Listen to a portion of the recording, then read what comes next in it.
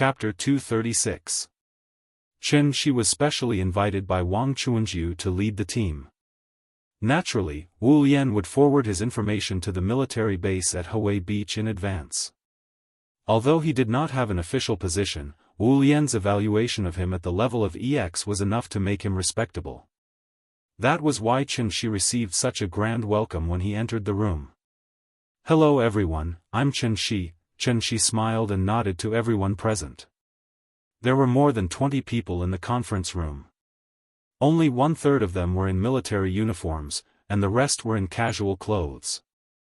Chen Shi looked around discreetly and found that the weakest among these people was at the transforming strength stage. He suddenly understood. At the front row of the conference table, there were 2 middle-aged men wearing glasses. At first glance, one could tell that they were the kind of high-class talents who were involved in scientific research. Chen Shi walked into the conference room with Li Taidan and Xue Shuzhen. At this time, the man in military uniform standing at the main seat nodded to Chen Shi. Then, he smiled and said to everyone present, "Since Mr. Chen is here, I'll explain it from the beginning. Is everyone okay with that?" Chen Shi was the leader of this mission. Naturally, no one present had any objections. Therefore, after he took his seat, the man in military uniform got up and went to the tactical blackboard in the corner of the conference room. On the tactical blackboard, there was already a map-like pattern, as well as many arrows with unknown meanings. Looking at the design, it was estimated that this was the location of the mission.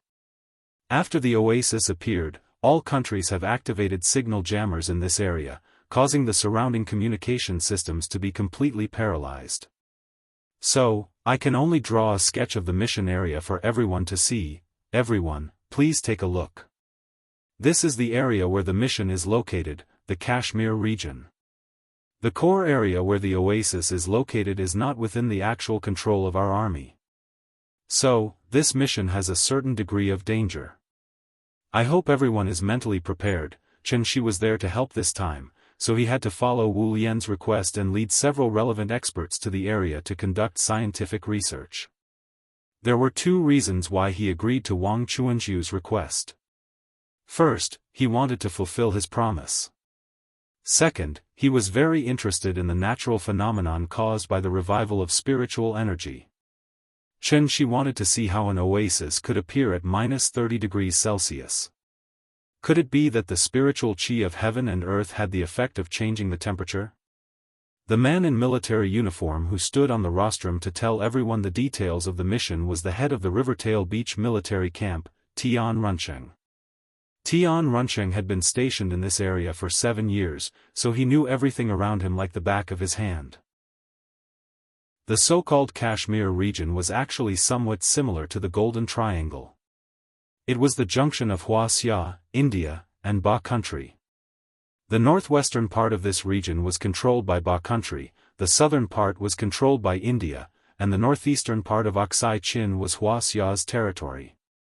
Both India and Pakistan claimed sovereignty over the whole of Kashmir, so there had always been disputes in this area. San was really shameless. In fact, most of Kashmir used to be Wuxia territory.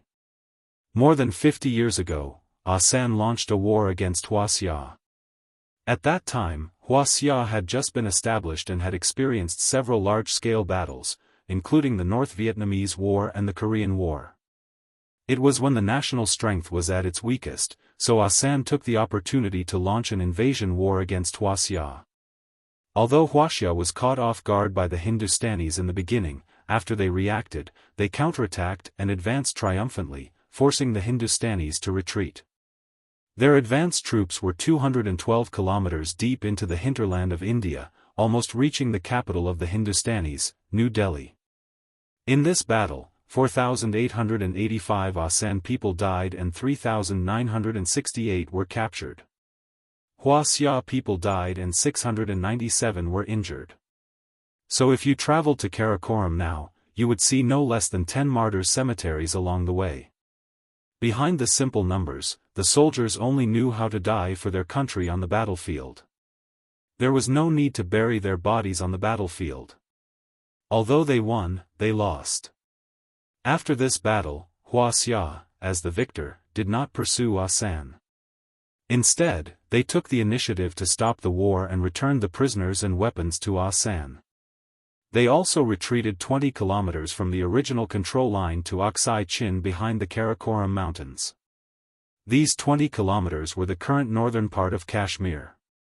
The oasis appeared at the intersection of the three countries' territories, the core area of Kashmir, the Siachen Glacier. The Siachen Glacier was located in the southern part of the Karakoram Mountains, with an average elevation of more than 6,000 meters. Even in summer, it was a world of ice and snow. The temperature was -20 degrees during the day and -50 degrees at night. The environment was extremely bad and not suitable for any creatures to survive. Since ancient times, it had been an uninhabited area. Although the environment was bad, it was a military important place like Shanhai Pass. To the north, one could overlook Wuxia, and to the west, one could nibble away at Ba country. Therefore, San attached great importance to this place and sent heavy troops to guard it all year round. Once Wuxia or Ba country relaxed, San would immediately send troops to nibble away. If they could occupy an inch, they would occupy an inch. They were like a wild dog that liked to snatch food everywhere. It was really disgusting. After Wuxia retreated to the northern part of the Karakoram Mountains, India and Ba country often fought in this area. Therefore, this place became the battlefield with the highest elevation and the worst natural conditions in the world. Tian Runching pointed to the tactical blackboard and introduced all the questions related to the mission. Chen Shi realized that he had taken over a big burden from Wang Chuanju. This was not the first time an oasis had appeared, but it had always appeared within the borders of various countries. For example, Taklamakan was in the hinterland of Wuxia. Wu Lian could investigate it at any time. But this time was different. Although the Siachen Glacier was controlled by San, it was not recognized by Wuxia, Ba country, or even other countries in the world. Therefore, this was a territory without sovereignty. Any resources produced in this place naturally had a share. Therefore, Wu Lian planned this operation. However, there was a problem. Although no one recognized that this area belonged to San, San had actual control over this area. In order to not cause unnecessary trouble, this mission could only be carried out in secret and mainly focused on secret investigations. Although Tian Runching did not say it explicitly, the meaning in his words was very clear. This mission could only be carried out in secret. Once they were discovered by San and a fight broke out, the Hawaii Beach military base would not send reinforcements. This was because this was their personal behavior and could not represent Wuxia. It was precisely because of this that Wu Lian sent out all their elites. Wang Chuanju even used Chen Shi's promise to ask him to come out. In fact, it was just to ensure the success of this mission. Chen Shi sat in his seat and did not speak. After carefully thinking about it, he could not help but frown slightly. This was not the first time an oasis had appeared. Why did Wu Lian attach so much importance to it? What was inside? Chapter 237. The next morning. Chengdu, Wuhou Temple Street. The little fellow was brought into the bathroom by Qin Ruoying in a daze. After washing up, she was like a charged robot. Her big eyes sparkled, and her whole body was full of the kind of vitality that only belonged to children. When she came to the kitchen, Chen Shi pinched her little face and asked with a smile, "Nian Nian, today's breakfast is made by Daddy. Do you like it?" Hearing this, the little thing immediately nodded her head like she was pounding garlic. Although Chen Shi didn't say what she was making, she didn't hide the fact that she wanted to try it. Because, Daddy's work must be the best. These days, Aunt Zhang and Qin Ruoying had been cooking. Although it was delicious, compared with Chen Shi's cooking, it seemed that there was something lacking. The porridge was not ready yet, so the little thing tiptoed beside the cupboard, wrinkling her little nose and sniffing the fragrance from the casserole. The gluttonous child swallowed her saliva and looked at Chen Shi eagerly. After he scooped out a bowl, she raised her hands and wanted to take it, but was gently patted away by Qianxi. Be careful, it's hot. Go sit at the table first. Daddy will bring it to you. Hearing this, the little thing ran to the dining table and climbed onto the chair. It sat on the chair and kept swinging its legs. It really looked like it was unable to endure the thirst. Today's breakfast was red bean and barley porridge. Barley was a Chinese medicine. It was sweet and cool, and had the effect of eliminating spots, acne, and acne. Taking barley regularly could be very good for beauty and make the skin more delicate. At the same time, barley could also remove dampness, promote blood circulation, and play the role of promoting blood circulation, relieving pain, and regulating menstruation and reducing swelling. The little fellow liked sweets, so Qianxi added a little bit of rock sugar when cooking the porridge. She picked up the spoon and tasted it. It was sweet and sticky, and seemed to have a strange fragrance, so she took the spoon and scooped another spoonful. After smacking her lips twice, the little thing grinned with satisfaction and said, "Papa. It's delicious. Good girl, eat more if it's delicious." After Qianxi gave Qin Ruoying a bowl of porridge, he patted her head and sat down beside her. He said in a negotiating tone, "Nian Nian, Dad has something to do today. Let Mom accompany you to Happy Valley later, okay?" The moment Qianxi mentioned the Happy Valley, the little thing's eyes lit up and it hurriedly nodded. "All right. I want to go to Happy Valley. Then Daddy will go out. You have to listen to Mommy, okay?" "I know. Good girl, give me a kiss." Qianxi put his face in front of the little girl and pointed at his own cheek. Seeing this, the little fellow cooperated and smacked on Qianxi's face, leaving a shallow mark on his cheek. "Bye, Papa." The little guy sat on the chair, twisting his body and waving his little hand at Qianxi. At this time, Qin Ruoying also smiled at Qianxi and said, "Be careful." "Okay." Qianxi nodded lightly, then turned and walked out of the house with a smile on his face. At this moment, their family of 3 was the most ordinary of all the happy families in the world. Rivertail Beach Military Base. 9 a.m. in the morning was actually very late for soldiers. Li Taidan and Xue Shuzhen stood outside Qianxi's room. The two of them were wondering who should wake Qianxi up. The operation code name for this mission was Kunluan, and Qianxi was the person in charge. Because of the weather, they had to wait until 10 a.m. before they could set off. Although it was not time to set off yet, the members of the small team had already gathered and were now in the living room discussing the route they would take and the difficulties they might encounter along the way. At this time, as the leader, Qianxi was still sleeping in his room. Naturally, his bodyguards were worried sick. Li Taidan hesitated for a while, and finally could not help but go up and knock on the door. However, the door suddenly opened. Qianxi looked at the 2 frowning men and could not help but ask in confusion, "What's wrong?" "Nothing." Li Taidan was stunned for a moment, then quickly replied, "Mister, he thinks the weather is good today, so he wanted to discuss with you to see if we could set off an hour earlier." "Okay, then let's go." Qianxi nodded, then directly walked past the 2 of them. Seeing this, Xue Shuzhen quickly asked, "Brother Chen, do you want me to go to the kitchen to heat up something for you?"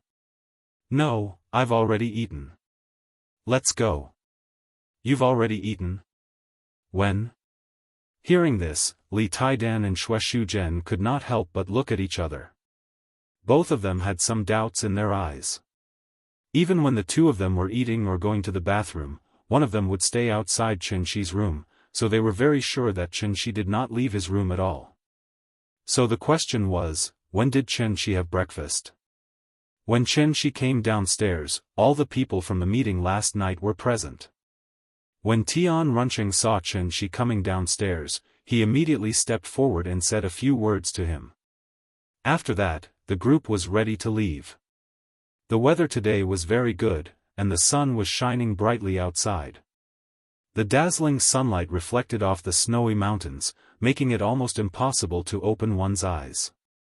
However, although the sun was shining, the temperature was still -20 degrees Celsius. Among the 25 people traveling with Chen Shi, there were 4 scholars. They were all experts in various fields, such as ecology, environmental science, botany, geology, etc.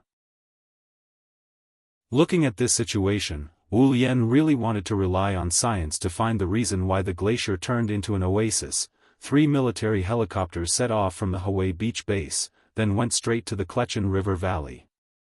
This was the border of Wuxia, so the helicopters could not fly any further. Therefore, the group got off the helicopter in the Clechin River Valley, then transferred to the all-terrain vehicle provided by the military, and drove along the valley all the way to the Siachen Glacier. The Hawaii Beach was on the sunny side of the Karakoram Mountains, so there was plenty of sunshine, so the snow did not cover all the rocks and soil. The Clechin River Valley was on the shady side of the mountains, so the terrain was relatively gentle. In addition, the snow did not melt all year round, so it had become a thick layer of glacier.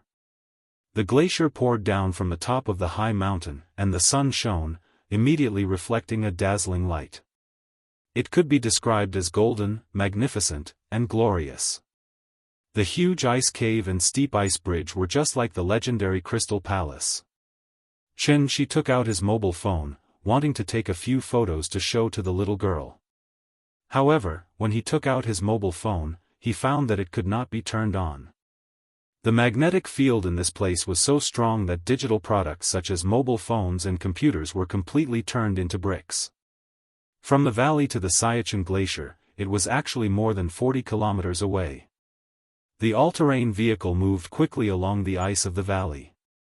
Less than half an hour later, Chen Shi and the group successfully stepped into the Siachen Glacier. Just as they stepped into the Siachen Glacier, the originally clear sky was suddenly covered by a large patch of dark clouds, and the heavens and earth instantly darkened. Chapter 238. The climate of the plateau changed rapidly, and the temperature difference between day and night was huge. All the temperature came from the direct sunlight. Therefore, when the sun was covered by the thick dark clouds, the temperature suddenly dropped a lot.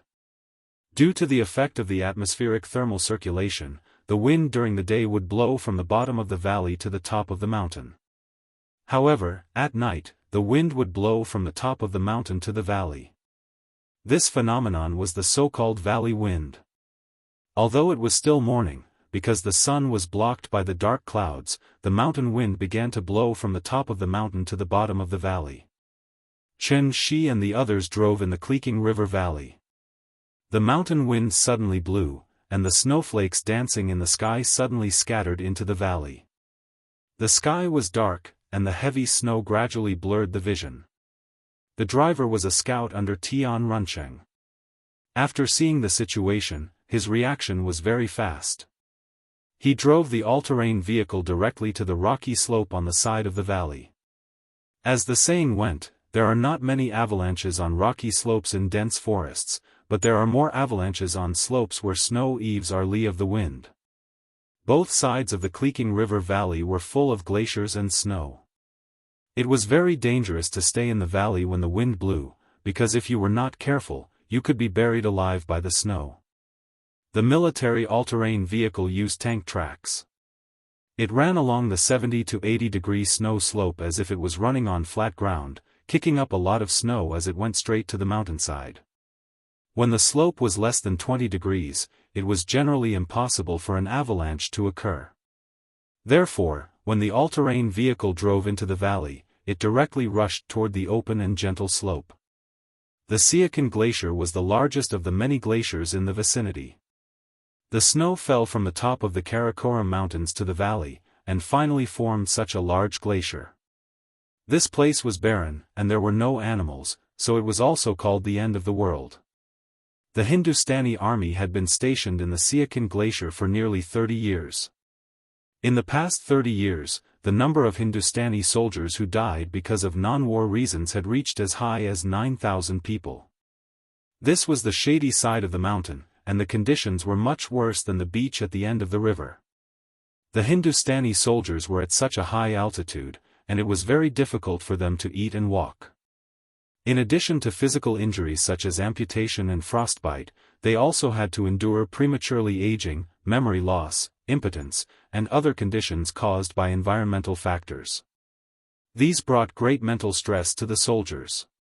Therefore, the end of the world was not necessarily heaven, but hell. The snowstorm was getting heavier and heavier. Like a summer shower, the violent mountain winds carried countless snowflakes as they whistled from the horizon. A blizzard was coming. Seeing this, the driver had no choice but to stop the car next to a huge rock. The three all-terrain vehicles formed a temporary position in a tripartite formation. The group could only sit in the vehicles and wait for the blizzard to subside. In Chen Shi's car, other than the driver, Tai Danli, and Xue Shuzhen, the rest were all scientific researchers who were national treasures. After the middle-aged man called Professor he glanced at the situation outside the window. He couldn't help but frown and muttered to himself, "I contacted the weather detection center before we set off. Today should be a sunny day, why is there a sudden snowstorm?" When the scholar next to Professor he heard this, he couldn't help but laugh. Is the weather forecast reliable? These words amused the people in the carriage, and they couldn't help but shake their heads and laugh. In fact, with the current technology, the weather forecast was quite accurate. At least within a few hours, the accuracy rate would be as high as 90%. The people in the room were all environmental and climate experts, so this was more like a joke. Just as they were chatting and relaxing, the driver seemed to hear a rumbling sound. However, the wind outside was too loud, so he wondered if he heard wrong. Therefore, he poked his head forward and continued to observe through the front window. The driver looked for a while, but because his vision was completely blocked by the blizzard, he couldn't see anything clearly. Suddenly, Chen Shi, who was sitting in the passenger seat with his eyes closed, opened his eyes. "Sit in the car, don't move." After Chen Shi said this, he opened the car door. The driver was dumbfounded. The car was heated by an engine, so it was very warm inside. However, the temperature outside was already as low as -50 degrees. What did -50 degrees mean? Even peeing would cause a parabola to appear in the air. Chen Shi suddenly walked out of the car in this snowstorm. As a security guard, Ironly couldn't just sit by and watch. Therefore, he called out "Brother Chen Shi" loudly and tried to get out of the car to drag him back. However, no matter how hard Ironly tried, he could not open the car door. After trying to no avail, Ironly had no choice but to lean against the window anxiously. He kept banging on the window in an attempt to call Chen Shi back. Chen Shi didn't look back. His figure quickly disappeared into the snowstorm. Ironly could only make a sound that was close to a wail. Actually, the driver didn't hear wrong. There was indeed a rumbling sound outside. It wasn't the sound of the wind, but an avalanche. The motorcade was parked in a relatively gentle location. Normally, there was no way they would be affected by an avalanche. However, for some reason, two nearby mountains experienced an avalanche at the same time. Snow poured down from the top of the mountain like a flood. It was getting bigger and bigger, splashing up countless snowflakes as it pressed down from the top of the mountain. This sudden avalanche was not an ordinary pine snow avalanche. It was the most deadly type of avalanche. The snow had already turned into ice. Huge chunks of ice kept falling down like rolling stones. It was at least a few million tons. Millions of tons of snow rolled down from the top of the mountain faster and faster. Like two white snow dragons soaring through the clouds, they whizzed down along the two sides of the mountain, bringing with them a majestic and unparalleled power, sweeping away everything in their path. At this rate, the motorcade would be flattened by the snow before they could leave.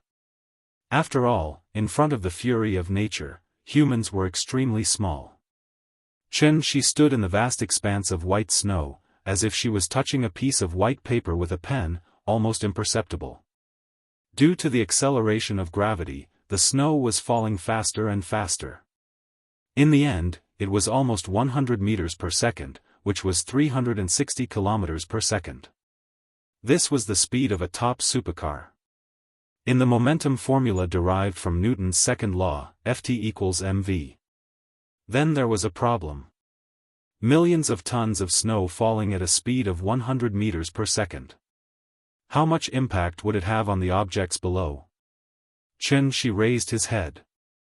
His gaze pierced through the snow and saw the situation on the mountain. Then, a long sword of frost and snow suddenly appeared in his hand. Boom!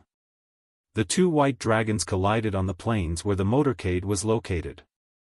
In an instant, a powdery snow cloud hundreds of meters high was set off. In an instant, there was only a vast expanse of whiteness left. Chapter 239. The two avalanches almost reached the foot of the mountain at the same time, and then collided on the plateau below.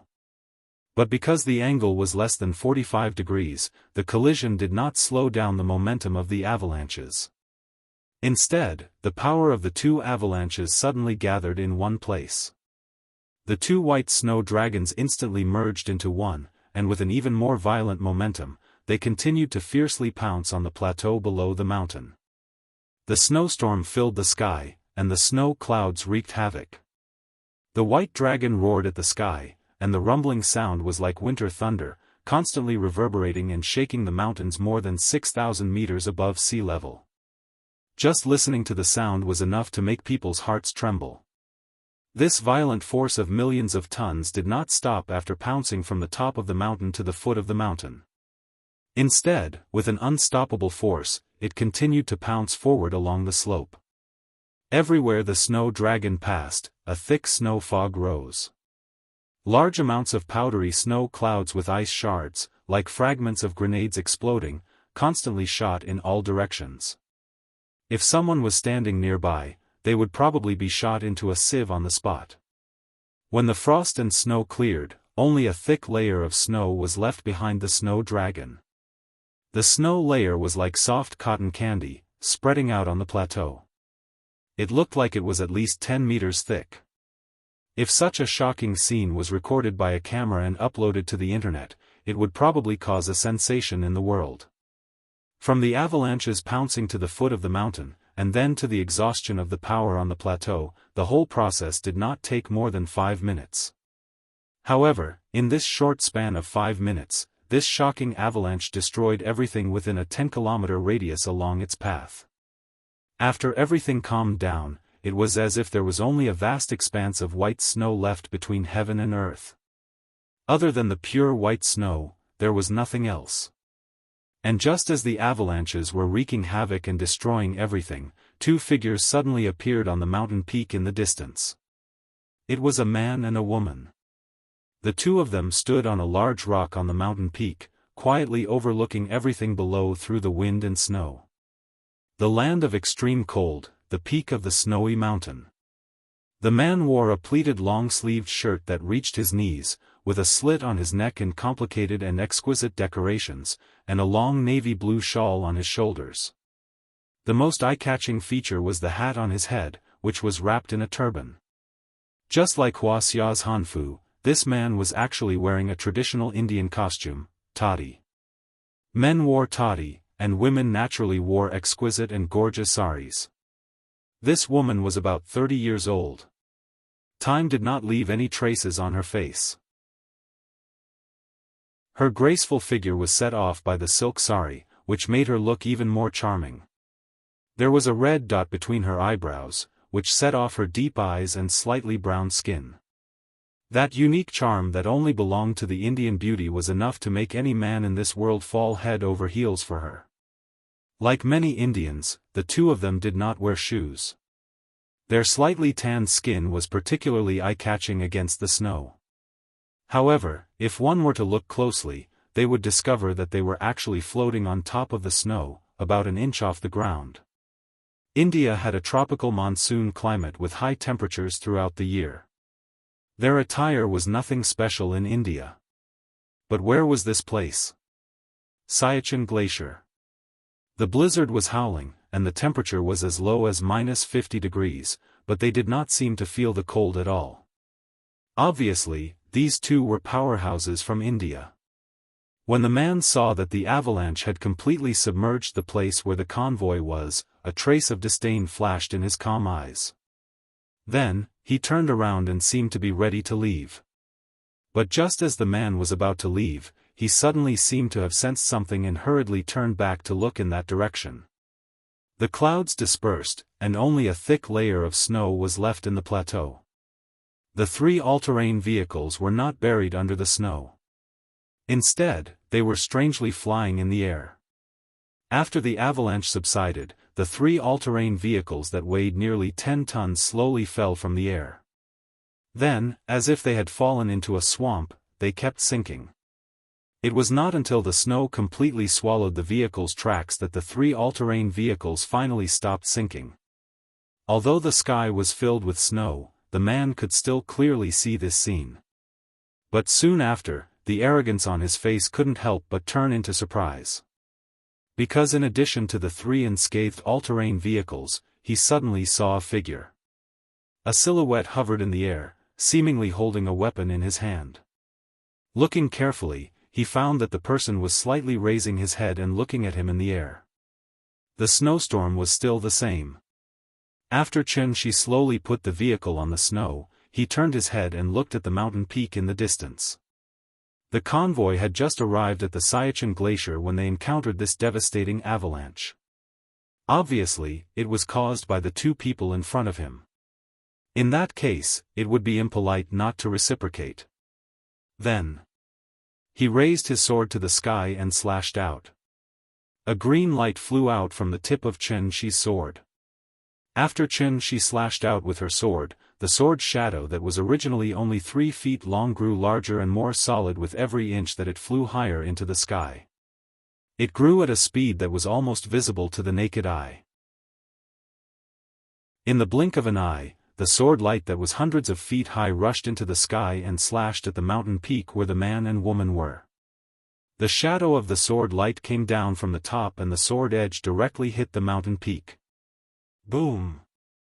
With an earth-shattering sound, there was a violent explosion at the mountain peak. Boulders, soil, glaciers, and snow all exploded. It was like blowing up an abandoned high-rise building. This sword directly split the mountain peak into two. The flying boulders continued to slide down from the mountain and fell to the ground, making a series of dong-dong-dong sounds. It was as if someone was beating a drum. The drumbeats were dense and did not stop. The boulders hit the ground heavily, and the huge impact caused the entire ground to begin to shake. If it was not for the fact that there had been a big avalanche just now, there would probably be an even bigger avalanche now. The mountain wind was biting cold, and the snowstorm was raging. The dust and gravel raised by the explosion were instantly blown away by the wind. Looking into the wind and snow, the sharp mountain peak was actually split in half by Xianxia's sword. Half of it had fallen down the mountain, and the other half was still on the verge of collapse. Finally, under the continuous attack of the strong wind, the remaining half of the mountain could no longer hold on. With a series of loud rumbling sounds, this half of the mountain peak collapsed heavily from the mountain peak. Chapter 240. I have a sword. It can split mountains and break peaks like a hot knife through butter. After he swung his sword, a small part of the towering mountain peak was instantly chopped off by Xianxia. His current appearance was the complete opposite of his usual amiable and approachable appearance. Holding the frost snow longsword in his hand, he stood in the air, his body exuding an awe-inspiring aura. After Xianxia split the mountain peak with his sword, a figure suddenly appeared on top of the mountain range. Judging from his appearance, he was an Indian. That person was covered in dust, his hair was tied up in a bun, he wore a crescent moon on his head, and a long snake around his neck. He wore a string of skulls on his chest, and a tiger skin around his waist. This get-up was very strange, but the strangest part was that he actually had 4 arms, and there was a third eye in the middle of his forehead. The third eye in the middle of his forehead was like a pool of blood, dark red and eerie. As the pupil moved, it constantly emitted a cold and evil feeling. His 4 arms were holding a trident, an axe, a tambourine, and a club. This get-up looked somewhat similar to the Black Bhairaf statue in the square of the Kathmandu Palace. The so-called Black Bhairaf statue was actually Mahakala. Mahakala was one of the 3 main gods of India, Shiva's incarnation, in charge of creation and destruction. So, this figure that suddenly appeared should be the legendary Shiva. Seeing this, Xianxia could not help but laugh coldly. Originally, his understanding of Indian cultivators was completely blank, but after this figure appeared, Xianxia instantly found the other party's cultivation core from this figure. Dharma.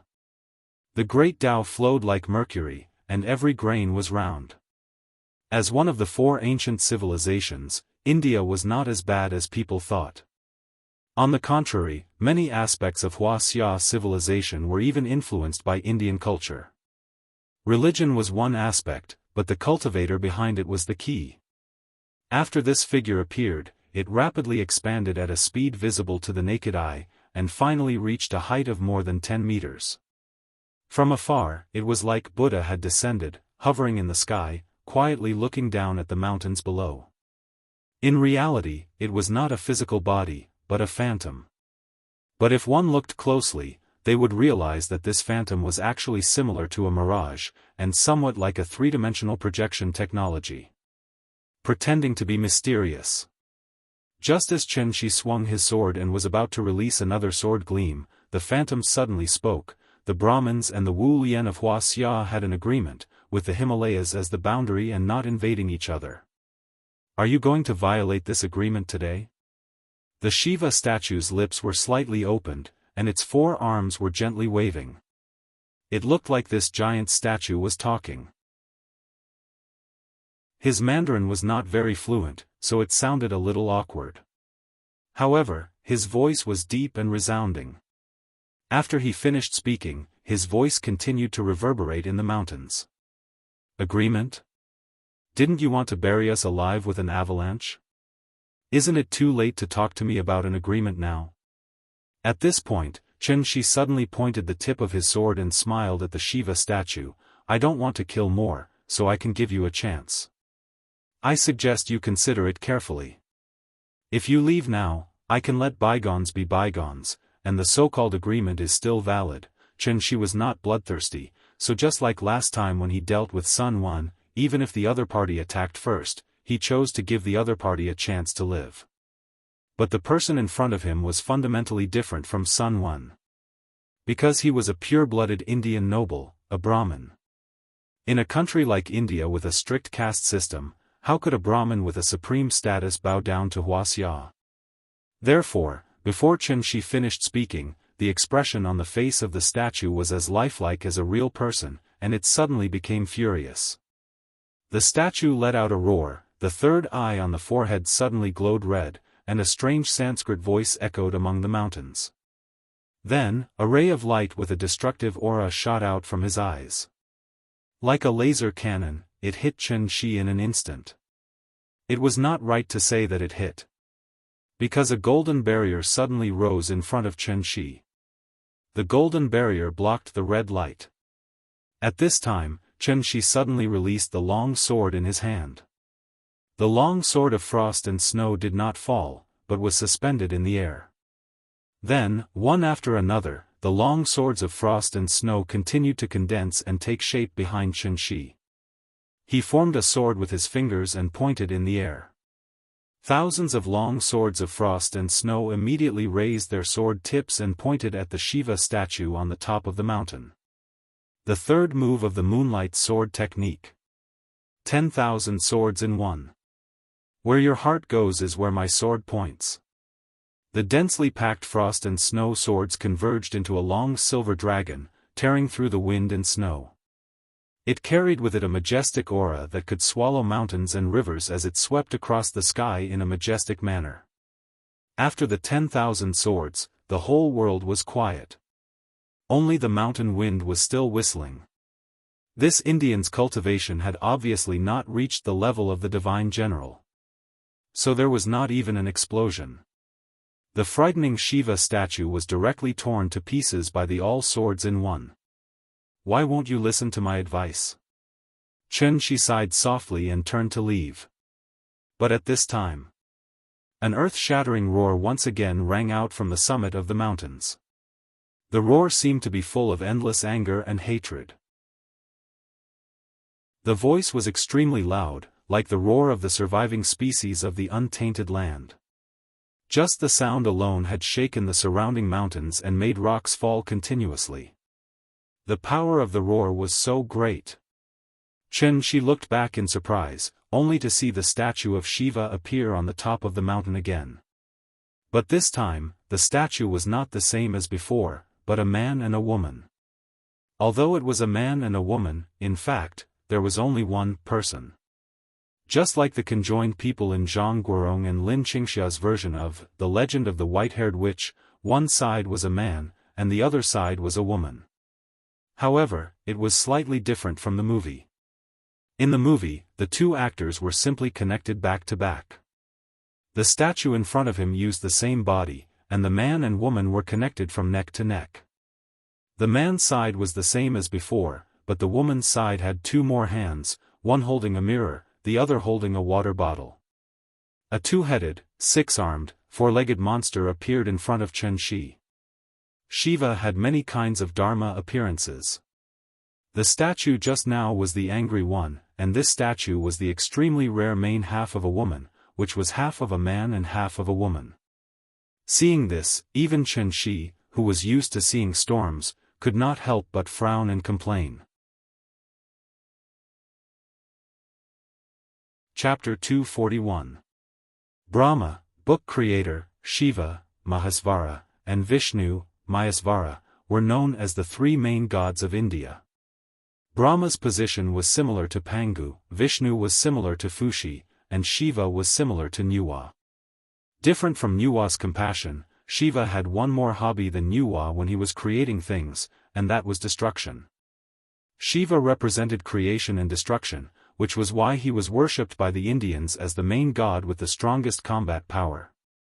The huge statue that appeared in front of Xianxia was obviously not the real Shiva in the legends. It was just an impostor. It was not right to call it an impostor, because this was the cultivation method of the Indians, Dharma. Huaxia's Buddhism came from India, so the cultivation method of Buddhism was also Dharma. However, Xianxia had only interacted with necromancers and martial artists, so he did not know that Buddhist cultivators had such things as well. The so-called Dharma referred to the appearance of the various Dharma, which was also the external manifestation of mana. The manifestation of Dharma was not used to scare people, but it contained the application of spells. Just like necromancers who would chant spells before making a move, the Brahmin cultivators would reveal Dharma before making a move. The existence of Dharma was similar to a shikigami. It was a manifestation of the spiritual energy of heaven and earth after it was refined into vital essence. It could not be separated from the cultivator, and the cultivator could use it to attack. The lethality of Dharma was not judged by its appearance or size, but with the arrogant personality of the Indians, the bigger and more terrifying the Dharma, the better. Therefore, when fighting with an Indian cultivator, one only needed to see how big and strange the Dharma behind him was. As for Dharma, it was just like the saying, the great Tao was like mercury flowing on the ground, and every grain was round. The cultivation methods on earth seemed to be very different, but in reality, they were all the same. This Indian was at most at the level of Sun One. After being hit by Xianxia's 1,000 returning swords, even if he did not die, he should be severely injured. But now, he was able to stand up again, and the spirit qi around him was twice as strong as before. This situation immediately aroused Xianxia's interest. Shiva had thousands of avatars, and the one with the strongest combat power was the half-woman avatar. This kind of spell that could double one's combat strength out of thin air was really scary when he thought about it carefully. If it wasn't Xianxia who came today but Sunwen instead, Sunwen would probably have died on the spot. Xianxia closed his eyes, trying to figure out the true essence of this spell from the surging of the spiritual energy of heaven and earth. After the 30-meter-tall statue of Shiva appeared, it did not hesitate for a moment and directly roared in the direction of Chen Shi. Shiva Natraja. Transliteration: Natraja, Shiva's signature skill. He had 2 heads and 2 mouths, so his roar was naturally very shocking. While it was roaring, the 6 arms of the statue started waving. Although these 6 objects were not all weapons, at this moment, all of them were emitting a strong red light. Immediately after, a red light suddenly appeared at the chest of Shiva's statue. Shiva's third eye actually appeared at his chest. Then, a red pillar of light suddenly shot out from the third eye, heading straight for Chen Shi. Chen Shi had not spent so much effort to figure out something in a long time. In this world, there was nothing that he needed to figure out for a long time. Thus, at the same time that Shiva roared, Chen Shi suddenly opened his eyes and shouted, "Found it." As his voice fell, the phantom of a giant sword appeared behind him out of thin air. That sword phantom was thousands of feet tall, like a pillar that supported the sky. Its shape was simple, and the sword body was covered in dark diamond-shaped patterns. The sword edge near the sword hilt was cast with strange characters. The blade of the long sword was not straight, and the backbone was clearly formed into a line. The widest part was about 1/3 of the sword hilt, and then it curved inwards, until the sword edge protruded outwards, and then converged inwards into a sharp point. Although it was a phantom, the sword was covered in green light, and it gave people a feeling that it was as cold as ice, and that it could cut through hair. Chen Shi did not seem to see the red light emitted by Shiva's statue. Once the sword phantom appeared, he immediately turned to look at the long sword that had been with him for hundreds of years. "Old friend, it's been a long time." Although it was just a phantom, after seeing the sword, Chen Shi could not help but let out a long cry. The difficulty of returning to Earth from Heavenly Spiral was not something that ordinary people could imagine. This sword was one of the prices he had to pay to return to Earth. To Chen Shi, this was a price that was even heavier than the damage to his soul and the depletion of his vital energy. The cultivation techniques on Earth were still too shallow for Chen Shi, so through his observation just now, he had a rough idea of the principle of Dharma manifestation. Therefore, he immediately activated his vital energy and created this peerless divine sword that only existed in his memory. This sword was called Heavenly Divination. "I have a sword that dares to go against the world." Chen Shi had not been so carefree in a long time. After all, to a man, a happy family and a successful career were his lifelong pursuits.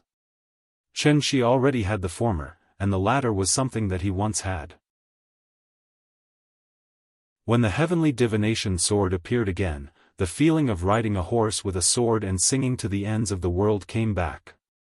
Looking at the sword with a cold lamp, how many achievements will the sword have? The incense burner does not care about the common people. Even if a stream of smoke passes away, the clouds are buried, the lonely sun still shines on the ancient tomb. This unlucky Indian cultivator definitely did not know that his appearance had made Chen Shi make up for some of the small regrets in his heart. The real thing could not be found, but it was good to make a sample to comfort himself. In order to repay the other party, Chen Shi decided to let this Indian cultivator see the set of shocking sword techniques that were compatible with the Heavenly Divination sword. The 49 forms of Heavenly Divination sword technique. Painting the sky as the god, condensing the sword as the soul. There is nothing in all directions, this is called the human sword. The human sword of the 3 famous swords. The red light of destruction emitted by the statue of Shiva was very dazzling, but in front of the green light emitted by the long sword, it still accidentally fulfilled that sentence, "How can the light of a firefly compete with the brilliance of the sun and the moon?" Just the green light emitted by the thousands of feet long divine sword completely blocked the red light. Chen Shi formed a sword with his fingers and suddenly pointed at the statue of Shiva on the mountain peak. Then, the divine sword suddenly shrank to the size of a normal sword. Then, the tip of the sword suddenly turned and flew toward the statue of Shiva. The sword was 3 feet long. A green rainbow pierced the sky. The divine sword cut through the sky like a green lightning. Like a needle, it suddenly pierced into the chest of the statue of Shiva that was dozens of meters tall. Then, a strong light bloomed on the mountain peak. At that moment, the wind and snow seemed to stop. The originally dark sky suddenly became as bright as day, as if the dark clouds had suddenly dispersed and the sun had once again shone on the Siachen glacier. The bright light reflected by the ice and snow was comparable to the summer sun, making it impossible to open one's eyes to look at it. The dazzling light lasted for about a minute, then dissipated. The world darkened once again. The snowstorm continued. It was as if nothing had happened. But if one looked carefully, one would discover that there was actually one less mountain in the distance. It was as if a painter was not satisfied with his painting and wanted to erase it and repaint it. Chapter 242. The Indian cultivators were known as Brahmins. Brahmins were a religious name similar to Buddhism, and they also represented the highest class in Indian society. At the same time, they were an organization similar to the Wulian in India. This Indian cultivator, who had only met Xianxia once and did not even mention his name, was completely reduced to dust by the attack of the divine sword shadow. Then, he fell to every corner of the Siachen glacier with the wind and snow. It was not right to say that it was only one person. In fact, it was two people. Two celestial realm cultivators who were comparable to Sun One. This secret technique that could instantly double one's combat power was called Mithuna among the Brahmins, which was also known as dual cultivation. Dual cultivation originated from the Brahmins of India. It was originally a cultivation method, but after it spread to Wuxia, it was misinterpreted and abused by the Tibetan esoteric sect. It completely became a trick to cheat people and lost its value and meaning. After all, dual cultivation was not as simple as rolling in the sheets. First, one had to find a man and a woman who were of equal talent and had the same mind. They had to cultivate according to the secret technique from a young age, so that they could enter a state of harmony and life and death together. The close connection from the soul to the body allowed their combat power to have a superimposed effect. This kind of shameless secret technique was also the main reason why the martial arts world of Wuxia was generally unwilling to provoke the Brahmins. But then again, celestial realm cultivators were rare. Now that a pair had died, it was a very heavy blow to the Indian Brahmins. Once the news spread back to Wuxia, who knew how many people would clap their hands and applaud. Regarding this, Xianxia didn't have much of a reaction. He silently glanced at the mountain that he had flattened. After confirming that the opponent's aura had completely disappeared, he turned to look in the direction of the convoy. At this moment, a green light flashed. The shadow of the Tian Yen divine sword reappeared beside Xianxia. After taking a deep look at this old friend that had been with him day and night, Xianxia gently waved his arm, and the shadow of the divine sword slowly dissipated. This trip could be considered a small gain. Although Xianxia's understanding of Dharma powers was still too shallow, he had enough cultivation and experience.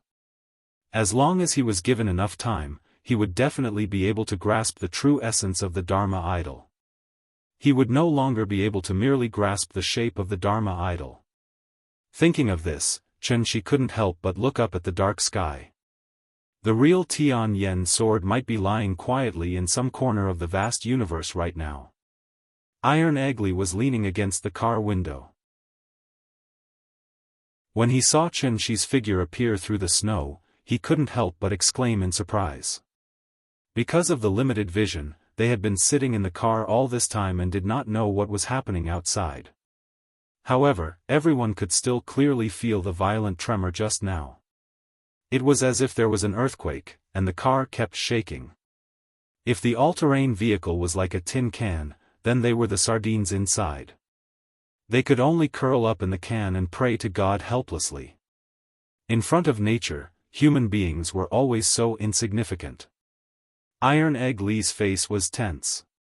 Because he was overly worried about Xianxia's safety, his eyes were a little red. He had been trying to open the door, but this all-terrain vehicle was a special military bulletproof vehicle. How could he break it with his bare hands?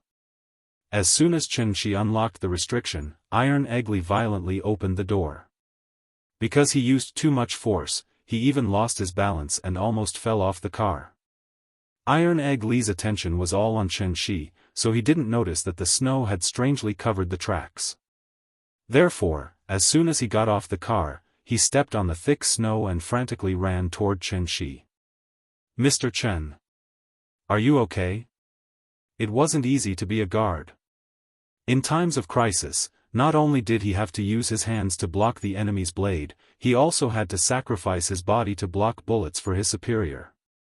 If anything happened to Qianxi, as a guard, he would be held responsible by the army. The honest Iron Egli didn't understand the concept of EX level. He always thought that Qianxi only knew a little martial arts. "I'm fine, don't worry." Seeing this, Qianxi smiled and patted him on the shoulder, indicating that he didn't have to worry. Iron Egli was not good with words. After seeing that Qianxi was fine, he forced a smile and said, "Mr. Chen, the snow is so heavy, it's very dangerous. If you want to know the situation outside, just let me know. I'm a scout, I specialize in this kind of thing." "Okay, I got it." Hearing this, Qianxi smiled and nodded. While the two of them were talking, the others got out of the car. The people in Qianxi's car were all normal people. A few of the professors were blown by the cold wind and immediately shivered, so they quickly got back into the car. The people in the other two cars were Wu Lian people, so they didn't have much of a reaction when they got out of the car. Among them, there was a great master in the Kong state named He Tiangang. After he got out of the car, he went directly to Qianxi, then respectfully bowed to him and said, "Mr. Chen, you've worked hard." Maybe it was because of their trust in Qianxi, the Wu Lian only sent one person in the Kong state, and the rest were all in the transforming state. He Tiangang was the one with the highest cultivation level among all the people present, other than Qianxi. Therefore, he could roughly hear some movements. For example, the movement caused by the avalanche, and the roar of the Shiva statue. He Tiangang was a smart person, so he didn't tell everyone what happened outside.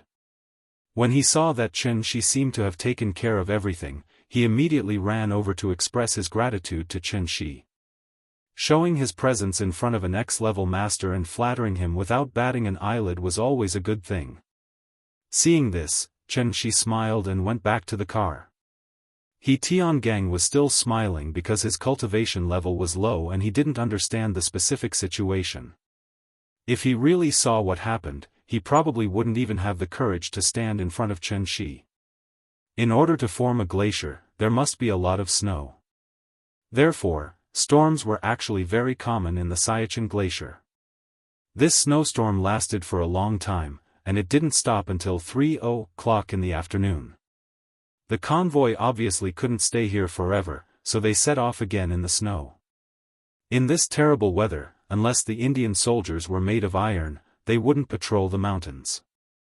The all-terrain vehicle traveled smoothly through the mountains. After 2 hours of driving, Qianxi and the others finally arrived at their destination, Siachen Pass. Chapter 243. India's mountain combat troops were the army with the most experience in high altitude and cold areas in the world. From 1984 until now, the Indians had successfully built at least 150 strongholds here. But seriously, this place was more meaningful than practical. The temperature was -50 degrees, and it was often accompanied by snowstorms and hailstorms that reached 100 kilometers per hour. If it weren't for the appearance of an oasis, Wuxia obviously wouldn't have sent people here to investigate. Perhaps it was because of the weather, Qianxi and his team didn't encounter any Indian sentries along the way.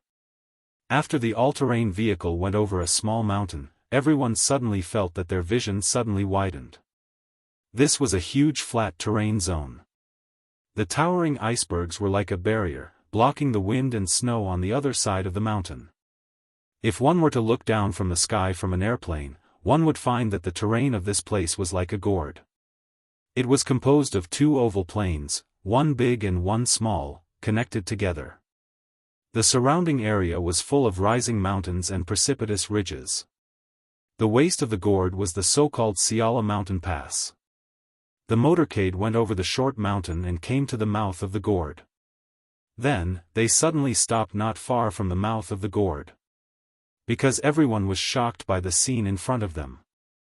People who had never seen a glacier might not be able to imagine what kind of scene it was. The ground was white, the mountains were white, and the sky was white. As far as the eye could see, it was a vast expanse of whiteness. It was an extreme scene of ice and snow. However, in such a pure world of ice and snow, a large oasis appeared out of thin air. First of all, it was unscientific. Secondly, it was unscientific. Finally, it was unscientific. On the side of the Siachen Glacier, snow was everywhere. Although the weather now was much better than in the morning, there was still light snow in the sky. The entire sky was shrouded by dark clouds, and it was a hazy scene. However, inside the mouth of the gorge, there were lush plants and green grass. The dark clouds and snow seemed to be blocked by the towering mountains, so the bright sun shone from the sky and illuminated the entire valley.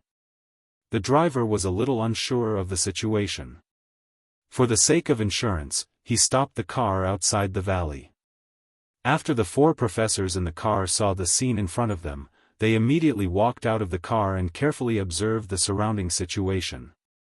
It was still snowing outside the valley, but inside the valley, the sun was shining brightly. From a scientific point of view, this situation could be explained with a convincing explanation. But what was the situation with the plants inside? Not only was it winter, but they were also in the highlands that were more than 6,000 meters above sea level. The climate was comparable to that of the Antarctic. Even if there were plants in such places, they were of the lower order, such as mosses or ferns. The seemingly inconspicuous grass by the roadside was actually a high-grade plant, so it was absolutely impossible for it to appear in such an extremely cold area. Professor he shuddered and hugged his jacket tighter before squatting down to dig at the snow. He wanted to check the temperature of the soil here. However, after digging at least half a meter deep and not seeing any soil, Professor he wisely gave up on this idea. This place was full of pine snow. Even if he continued to dig, he would probably only be able to dig out a glacier that had not melted for 10,000 years. While the professors were studying the differences between the inside and outside of the valley, He Tiangang stealthily led the Wu Lian people into the gorge with Chen Shi's permission. He Tiangang did not see any Indian soldiers along the way, so he assumed the Indians were hiding in the oasis. Therefore, he wanted to sneak in to take a look. However, when He Tiangang stealthily approached the mouth of the gorge, he was shocked to discover that there were no Indian soldiers in the valley. In fact, there were not even any living creatures in the valley. There seemed to be an invisible dividing line at the mouth of the valley. The moment He Tiangang crossed it, the surrounding temperature shot up abruptly. It was as though he had suddenly arrived in Sanya from the northeast. In fact, it was even more exaggerated than that. The temperature difference soared to more than 70 degrees Celsius. The Wu Lian people immediately dispersed and went deeper into the oasis to investigate the situation. At this time, Chen Shi also slowly crossed the dividing line. However, the moment he crossed the dividing line, he couldn't help but take a deep breath. The spirit energy here was so dense. It was comparable to Tian Xian. Was this the phenomenon brought about by the revival of spirit energy? Chen Shi stood at the mouth of the gorge and raised his head slightly to look at the blue sky above the valley. This place was actually a natural spirit gathering formation. Every mountain and even every boulder in the surrounding area occupied the key positions needed to set up the formation. Was all of this man-made, or was it the will of the heavens? Chen Shi frowned slightly. After standing at the mouth of the gorge and sensing for a while, he waved his sleeves and concealed his figure. Then, he suddenly flew into the sky above the valley. He looked down at the entire oasis from the sky. Everything in the oasis was in his eyes. Apart from their group, there was no one else in the huge oasis. Since there were cultivators stopping them from entering the mountain, it meant that India knew about the existence of this place and had sent people to guard it to the death. Then, where were the Indians? Perhaps because the oasis had just appeared, the trees in the valley were not flourishing. Apart from the lush green grass, there were only a few scattered trees and shrubs. When he first saw this valley of green grass, it gave him a breathtaking feeling. However, after looking at it for a long time, this valley gave him a very strange feeling. The sun was shining brightly, the vegetation was lush, and it was as peaceful and warm as a park in the afternoon. However, it gave him a vague feeling that this place was very deserted, and at the same time, very strange. Xianxia frowned and pondered for a moment. Only then did he realize that it was because there were no sounds of animals or insects in the valley. At the same time, there was no sound of wind. The entire valley was eerily quiet. Xianxia flew in the sky and quietly observed the actions of everyone below. He Tiangang led a team to carefully inspect the oasis. Several professors were busy moving various instruments out of the all-terrain vehicles. Everything seemed normal. Apart from discovering that this was a natural spirit-gathering formation, he did not find anything unusual. However, this was why it seemed a little abnormal. She didn't know why, but Xianxia always had a feeling that a storm was coming. However, he could not pinpoint exactly what was wrong. This feeling.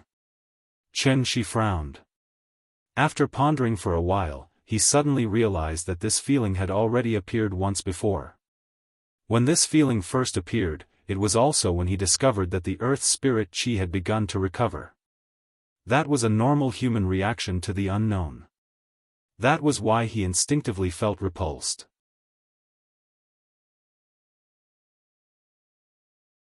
Chapter 244. In such a remote area, logistical supplies could only be transported by helicopter. Therefore, even if the Siala Pass was a strategic military area, the number of soldiers stationed around it generally did not exceed a platoon. A platoon had 3 squads, each squad had 10 people. Due to the special nature of the mission and the fact that they did not know how important the oasis was to the Indians, Wu Lian sent masters who were at least masters or above. In addition, he invited Xianxia, an EX-level celestial, to lead the team. This was already an indication of how important the oasis was.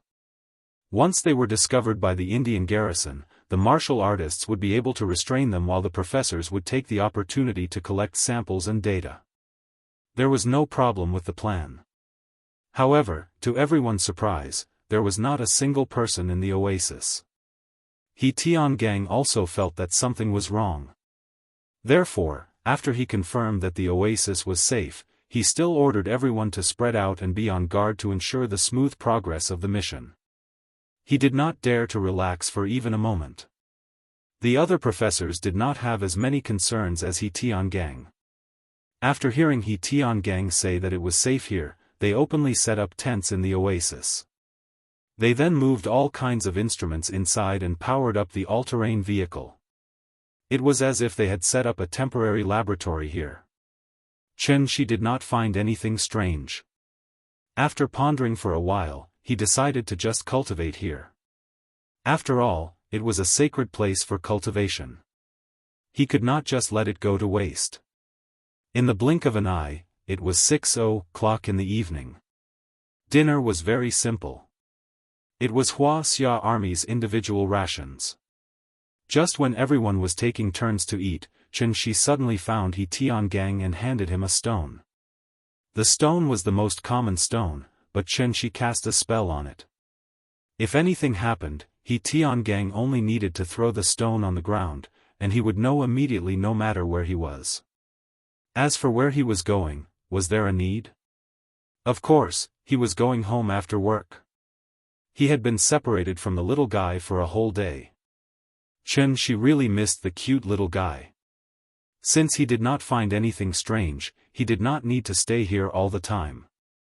After all, compared to cultivation, Xianxia preferred to be with the clingy little guy. He Tiangang was different from the straightforward Li Tai-dan. He knew Qin Shi's strength very well, so he did not dare to ask too much. Therefore, after taking the stone from Qin Shi, He Tiangang carefully put it in his pocket. Not to mention a stone, even if Qin Shi gave him a pile of shit, He Tiangang would still put it away properly. In order to prevent Li Tai-dan from worrying, Qin Shi specifically went to greet him before she left, saying that she was going out with He Tiangang for a walk. Only then did Li Tai-dan feel relieved. Then, Qin Shi flew into the sky. However, before he left, he still glanced at the oasis below with some concern. After confirming that there were no problems, Qin Shi flew back to Rong City without looking back. When Qin Shi returned to Aunt Zhang's house, the family was happily sitting on the sofa and watching cartoons with the little guy. Qin Shi gently knocked on the door. Although the sound was soft, it immediately attracted the little guy's attention. Then, she suddenly bounced up from the sofa as if she had been electrocuted. Before Aunt Zhang could react, the little guy had jumped off the sofa and ran quickly to the door. As she ran, she shouted loudly, "Papa is back! Papa is back!" Qin Shi heard his daughter's sweet voice through the iron door. He could not help but smile. Time seemed to return to the time in Kangju district. At that time, didn't the little guy look forward to him coming home from work every day? Home is a warm harbor, come back to rest when you are tired. It was a simple sentence, but at this time, it resonated deeply with the people in the room. The old-fashioned iron door was quickly opened. The little guy followed her grandmother's instructions and opened the door only a crack. She tilted her little head and looked outside with one eye. After confirming that it was indeed Qin Shi standing outside, she suddenly opened the iron door and rushed directly to Qin Shi. "Papa!" Seeing the little guy rushing to him, Qin Shi quickly squatted down and held her in his arms. After kissing the little guy's smooth little face, Qin Shi asked with a smile, "Nian Nian, do you miss Papa?" Hearing this, the little guy suddenly grinned and said, "Yes. Good girl. Mua." After Qin Shi walked into the house with the little guy in his arms, Aunt Zhang immediately stood up and asked with a smile, "Have you eaten? There are still some dishes. I'll heat them up for you." While speaking, Aunt Zhang was about to go to the kitchen. Seeing this, Qin Shi immediately stopped her and said with a smile, "No, I've eaten outside." "Okay, sit down. I'll get you a glass of water." "I can do it myself. How can that be?" Aunt Zhang smiled and patted Qin Shi's hand away, then went into the kitchen to get him some water. Qin Shi could only smile helplessly since her objection was futile. Auntie Zhang was still treating him as a guest. When Qin Shi sat next to her with the little guy in his arms, Qin Ruoying asked with a little concern, "Are you okay?" "Of course not. You know how powerful your husband is. Look at you." Seeing his relaxed face, Qin Ruoying was relieved and did not ask any more questions. While Qin Shi was talking to her, she placed the little guy between the two of them. Seeing this, the little fellow immediately stretched out her two little hands happily. She held Papa on the left and Mama on the right, and then naughtily pulled them to her side. On the big sofa, the family of three was tightly squeezed together. When Aunt Zhang came out of the kitchen with cold water and saw this scene, she could not help smiling. After waiting for so many years, she finally saw their family reunion. The little thing was curled up between the couple. When it saw its grandmother come out, it immediately stretched out its body and lay on Qin Ruoying's body. It patted the sofa next to it and shouted, "Grandma, come and sit too." "Okay, Grandma, sit down." Aunt Zhang handed the cup to Qin Shi and touched his little head lovingly. Then she sat next to Qin Ruoying. Then the little thing jumped off the sofa. After taking a serious look at each of her relatives in front of her, she introduced them one by one to the air as if she was practicing to introduce her relatives to strangers. "This is my papa. This is my mama. This is my grandma." In fact, This was a child's mentality to show off. Of course, she couldn't help showing off now that she had everything she didn't have before. Her childish and naive behavior amused everyone so much that they couldn't help but shake their heads and burst out laughing.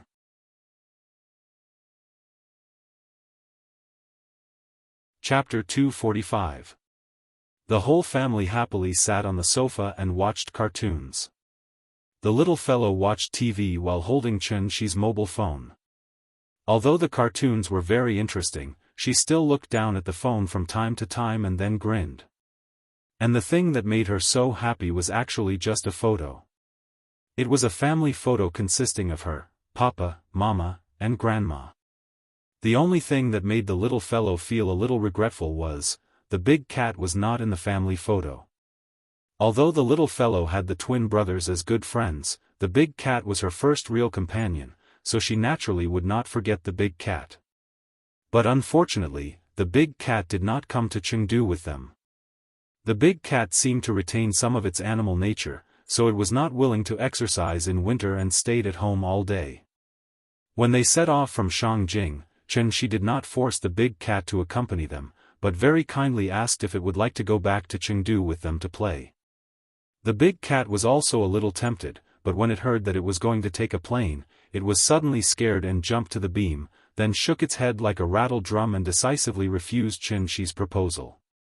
It could be seen how much it hated to take a plane. It was night.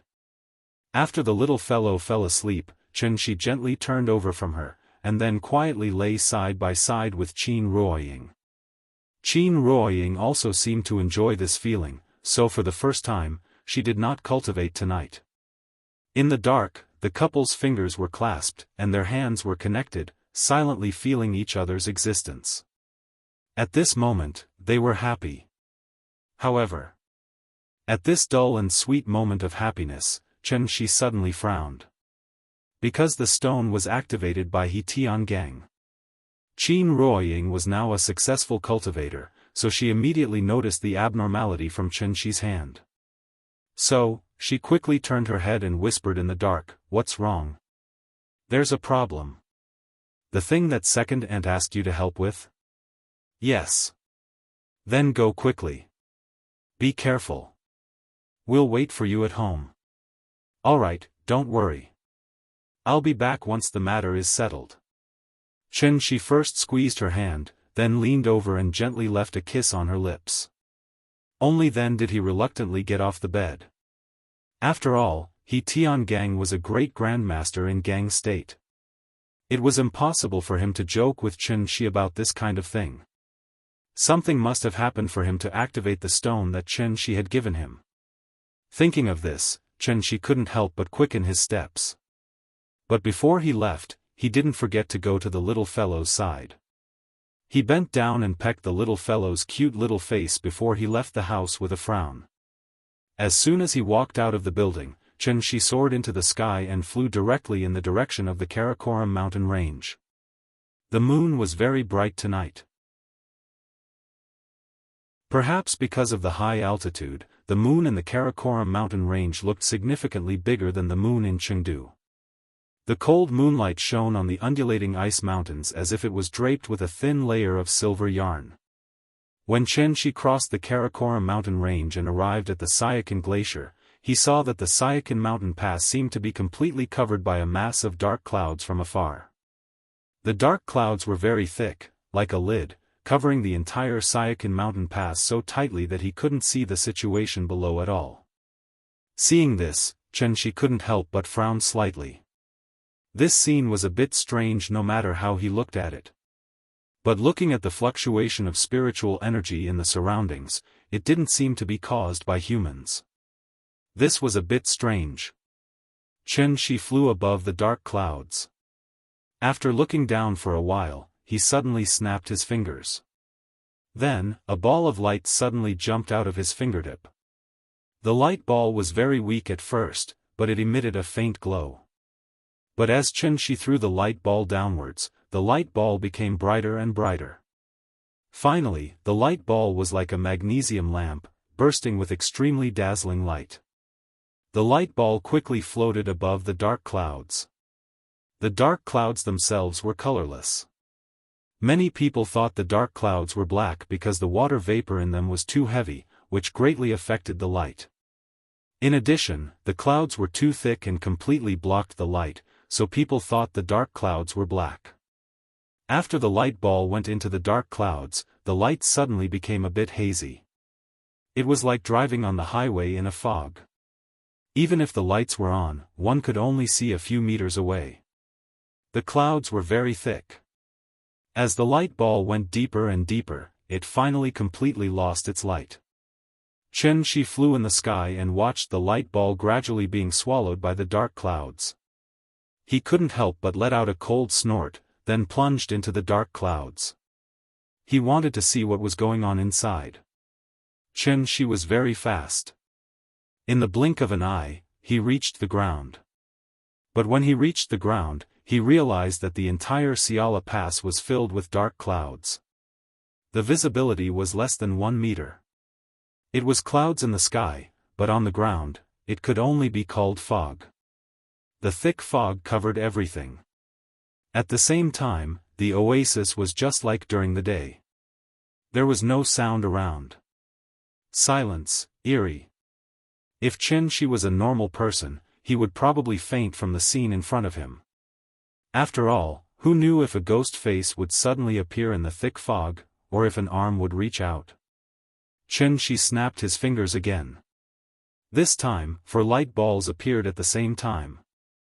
The 4 light balls burst out with a strong light, which immediately pushed the visibility of the surroundings to more than 5 meters.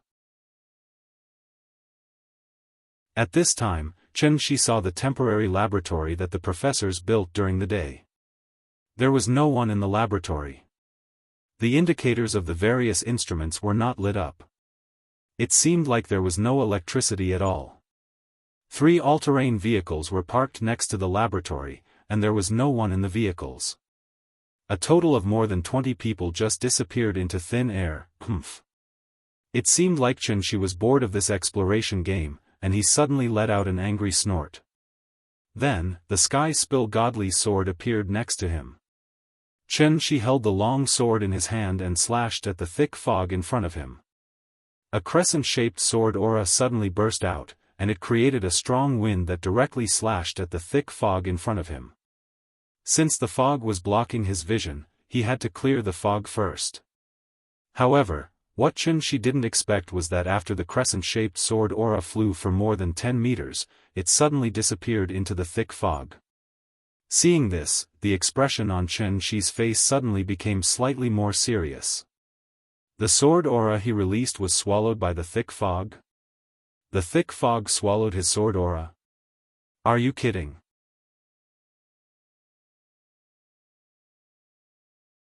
Chapter 246. The fog was like the souls of the dead from the 9 serenities. It was as if it wanted to devour everything. Xianxia's crescent-shaped sword aura only flew for about 10 meters before it completely lost its glow in the thick fog. Although it was just a casual swing of his sword and was not an exquisite move, it should not have been so weak. This situation really shocked Xianxia and caused him to instantly get into battle mode.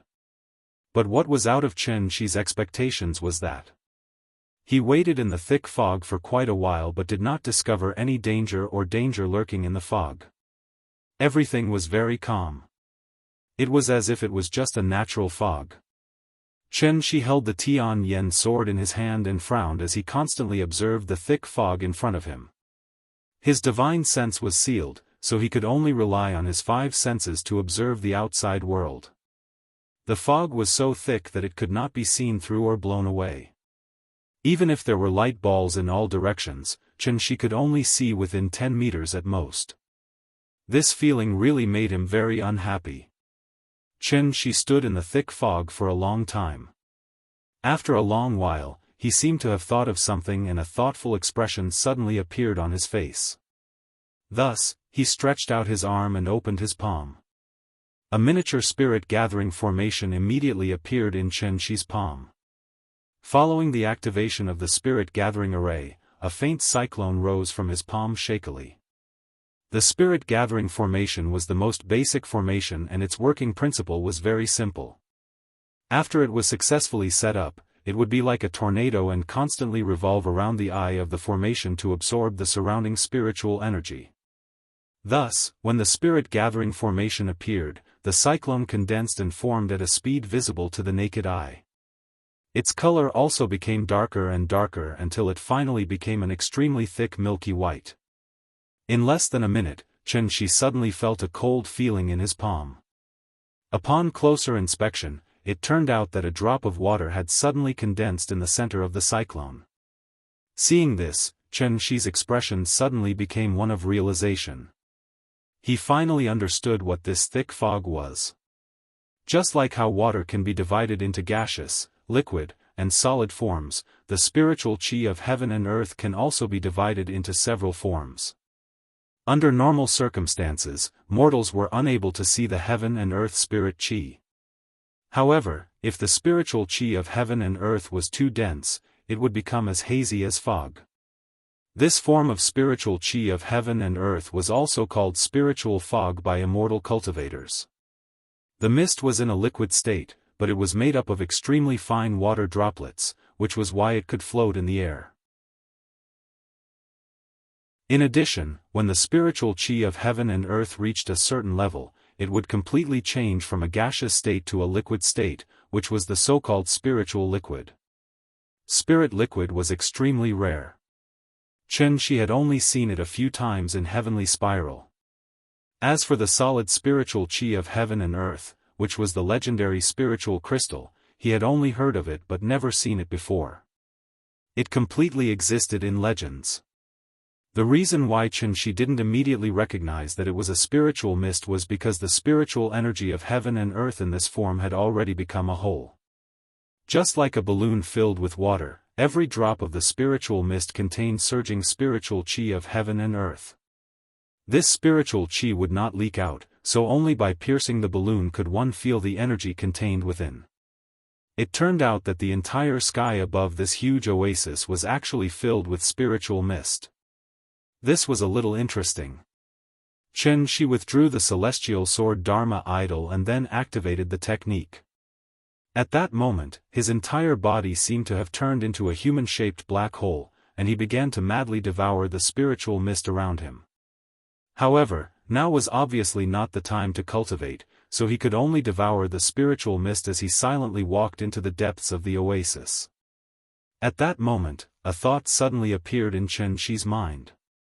The mysterious village hidden in the depths of the Qinling Mountains, after hundreds of years of accumulation by the Great Spirit Binding Array, only caused a spiritual qi tide that lasted less than 15 minutes. The spiritual qi tide successfully opened a crack in the sky, and created the existence of the heavenly generals, who were completely beyond the current realm on earth. If the elders waited until the spiritual qi revival to open the array, would they be able to directly open the divine gate? Thinking of this, Qianxi could not help but raise his eyebrows. He could not help but be curious about what was behind the divine gate. What level of existence would the heavenly generals be considered in the divine gate? Qianxi's thoughts drifted further and further away. At this moment, something that suddenly appeared in front of him pulled him back from his thoughts abruptly. A tree appeared in front of Qianxi. A huge tree. Because the visibility was too low, Qianxi could only walk around the tree.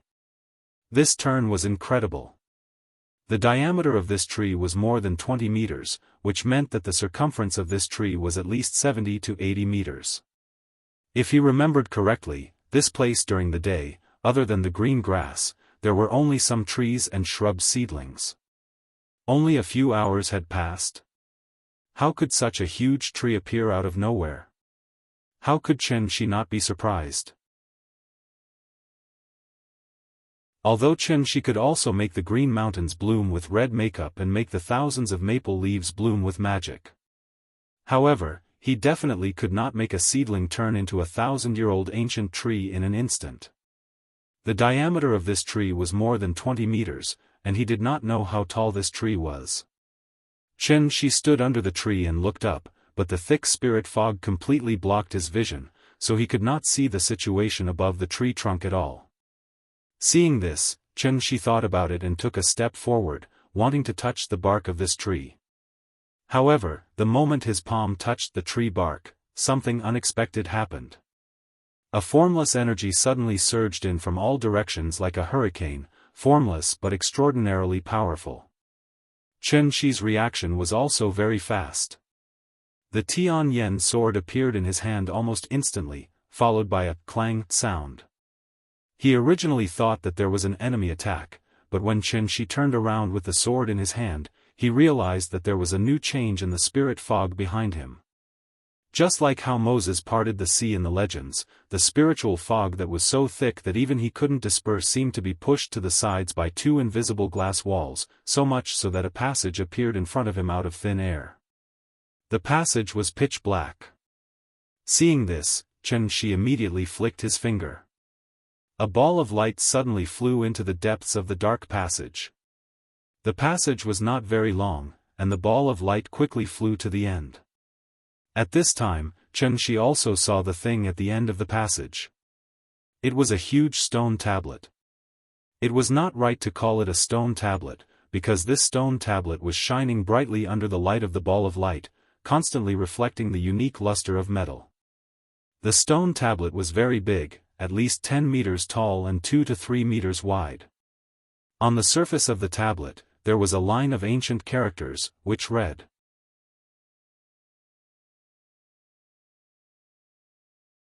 Chapter 247.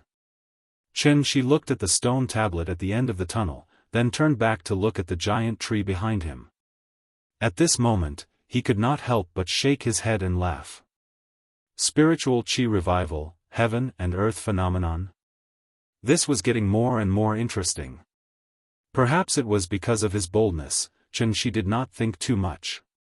He held the Tianyan sword and walked into the tunnel that suddenly appeared. Just like the spiritual fog that filled the sky, the tree and the stone tablet were strange existences that suddenly appeared tonight. Thus, everything in front of him was either an illusion or a large-scale formation. With Xianxia's current cultivation, an illusion that could affect his mind would at least require a cultivator of the insightful emptiness realm to cast. But what kind of existence was the insightful emptiness realm? With Earth's current conditions, it was obviously impossible to give birth to a cultivator of the divine transformation realm. After eliminating the illusion, there was only one possibility left. This was a large-scale formation that stole the fortune of heaven and earth. A large-scale formation that used the spiritual fog as the foundation, the tree as the formation door, and the stone tablet as the formation core. When the spiritual fog appeared, the formation would be activated. Because Xianxia touched the tree, he was pulled into the formation. There were many uses for formations, but looking at the current situation, the formation in front of him should not be a support formation like the spirit-gathering formation. It was very likely to be a killing formation. A formation whose main purpose was to kill. Since he was already in the formation, he had to find the formation core if he wanted to break the formation. Xianxia quickly came to the side of the stone tablet. After carefully looking at the stone tablet, he realized that other than the words, "Exorcise evil and seal demons," on the front, the back of the stone tablet also had the words, "Human desires, heaven's wrath prison." Seeing this, Xianxia held the Tianyan sword and gently slashed at the stone tablet. As expected. When the tip of the sword touched the stone tablet, it was like a stone falling into a calm water surface. The place where the tip of the sword touched actually had a slight ripple. This huge stone tablet was actually an illusion that was similar to a mirage. Since the stone tablet was just an illusion, Xianxia didn't want to stay any longer. He picked up his sword and walked towards the back of the stone tablet. As if he was strolling in his own backyard, Xianxia leisurely strolled through the thick fog. There was originally a thick fog behind the stone tablet, but as Xianxia continued to go deeper, the fog in front of him became thinner and thinner. In the end, a faint light shone out from the fog. When Xianxia finally walked out of the fog, in an instant, golden light filled the sky. Just like the rising sun, thousands of golden rays of light shot from the front and shone directly on Chen Shi's body. Chen Shi looked forward against the golden light and realized that he was in a strange place. This was a huge square, but it was not empty at all. Instead, it was piled with countless treasures. Just like in The Hobbit, where the dragon Smaug occupied the lonely mountain treasury, countless gold, silver, and jewels were randomly piled up in the square. It was a dazzling array. It was so dazzling that it almost blinded people's eyes. It was estimated that the current gold and silver reserves in the world couldn't form such a huge scale. If such a treasury was discovered by outsiders, who knew what kind of uproar it would cause? In the 18th century, California in the United States was originally a very remote and backward place. However, after the news of the discovery of gold in California spread, the entire United States and even the world was shocked. Thousands of gold miners flocked to California. The population boom led to the emergence of several international metropolises in California, such as Hollywood and Los Angeles. As a result, California went from a small and remote place to one of the top administrative regions in the United States. From this, it could be seen how tempting gold, silver, and jewels were to humans. If the news of the treasury was leaked, Wuxia would probably start a war with the Indians tomorrow. Ordinary people scrambled for gold, silver, and jewels, but to Chen Shi, this treasury was obviously not as valuable as a drop of spirit fog. Therefore, even if there was a mountain of gold and a sea of silver in front of him, he didn't even look at it. He stood at the entrance and looked around. The treasury was very quiet. There was no one and no strange movements. Other than the countless gold, silver, and jewels, there was only a winding stone path in this huge square. The stone path crossed the entire square, and at the end was a large expanse of thick fog. Seeing this, Chen Shi didn't delay any longer and walked directly into the depths of the square along the path. Both sides of the path were piled with priceless gold, silver, and jewels. He only needed to bend down slightly and Chen Shi could pick up a palm-sized gold brick from the ground. However, he still didn't look at it and walked on the path without looking sideways. Soon, Chen Shi came to the end of the path. The thick fog engulfed him again. The moment Chen Shi walked into the fog, the square suddenly changed. The countless mountains of gold and silver suddenly turned into a scalp-numbing sea of corpses and blood. How was this a treasury? It was simply hell. Countless corpses were piled up randomly. The mountains of gold became mountains of limbs, and the sea of silver became lakes of blood. If one looked closely, one could see many soldiers wearing Indian military uniforms. It was no wonder that when Chen Shi and his group arrived at the oasis, they didn't see a single Indian soldier. They must have been wiped out in this strange place. Chen Shi continued to walk in the thick fog. By the time the fog had thinned out and the light had returned, he had arrived at a new place. It was a new square. However, the square was no longer piled with gold, silver, and jewels. Instead, it was filled with countless large icicles that looked like clusters of crystals. Similarly, there was still a stone path winding through the square. Chen Shi continued to walk along the path. When he passed by the icicles, he suddenly realized that there was a woman sealed in each icicle. Countless devastatingly beautiful women were all stark naked without a stitch of clothing on. Although these women were sealed in the icicles, their expressions and postures were extremely seductive and lustful. Just looking at them a few more times could make one's heart burn with lust. With Chen Shi's appearance, the women in the icicles seemed to have come alive. They lay in the icicles and kept changing all kinds of seductive postures. They even faintly let out a series of extremely erotic moans. For a moment, the square was filled with erotic scenes. Such a scene made Chen Shi frown uncontrollably. He now had a rough idea of what this formation was all about. The formation in front of him was different from traditional killing formations. Although it was also offensive, it wouldn't take the initiative to attack. Instead, it would set up all kinds of traps to lure people into it. Once the person who entered the formation couldn't resist and touched the traps, death would await them. However, with this level of temptation, let alone immortal cultivators, even martial artists with slightly higher cultivation wouldn't be able to tempt them. It was too easy. Therefore, Xianxia didn't stop at all. He directly passed through the square and entered the fog again. As he continued to move forward, Xianxia's frown deepened. He really didn't understand now, no matter what, this was a large-scale formation that used spirit fog as its base. Was this all it could do?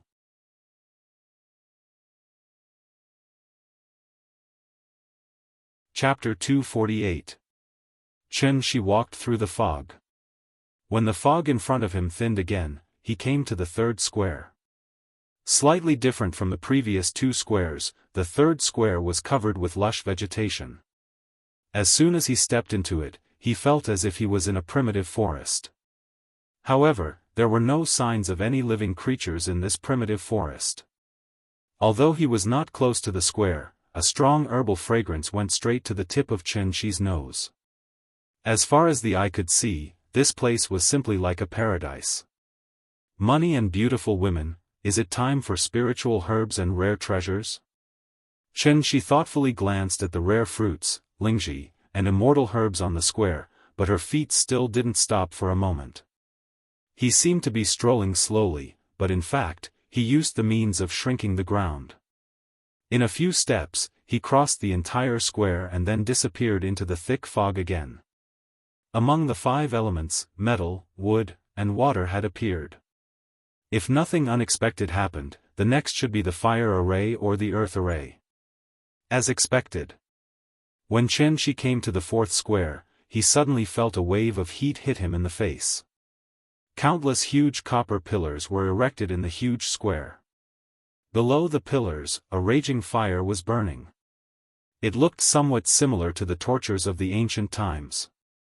If the metal array and the water array were only targeted at ordinary people, then the wood and fire arrays had begun to target cultivators.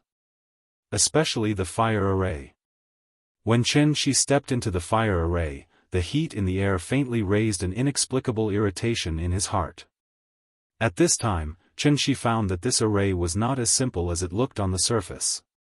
In fact, if this array had not been affecting the mind of the person who entered the array, there were probably not many muddle-headed people who would easily touch the trap in such a strange place. After all, how could gold, silver, jewels, and beautiful women be more important than their own lives? The stranger the environment, the more cautious people should be. Xianxia thought silently as he walked through the fire array and into the thick fog again. There was only one earth array left. However, when the fog in front of him thinned again, what appeared in front of Xianxia was no longer the square, but a very familiar place. His and Yingying's home. Zhonghai. Kangju District.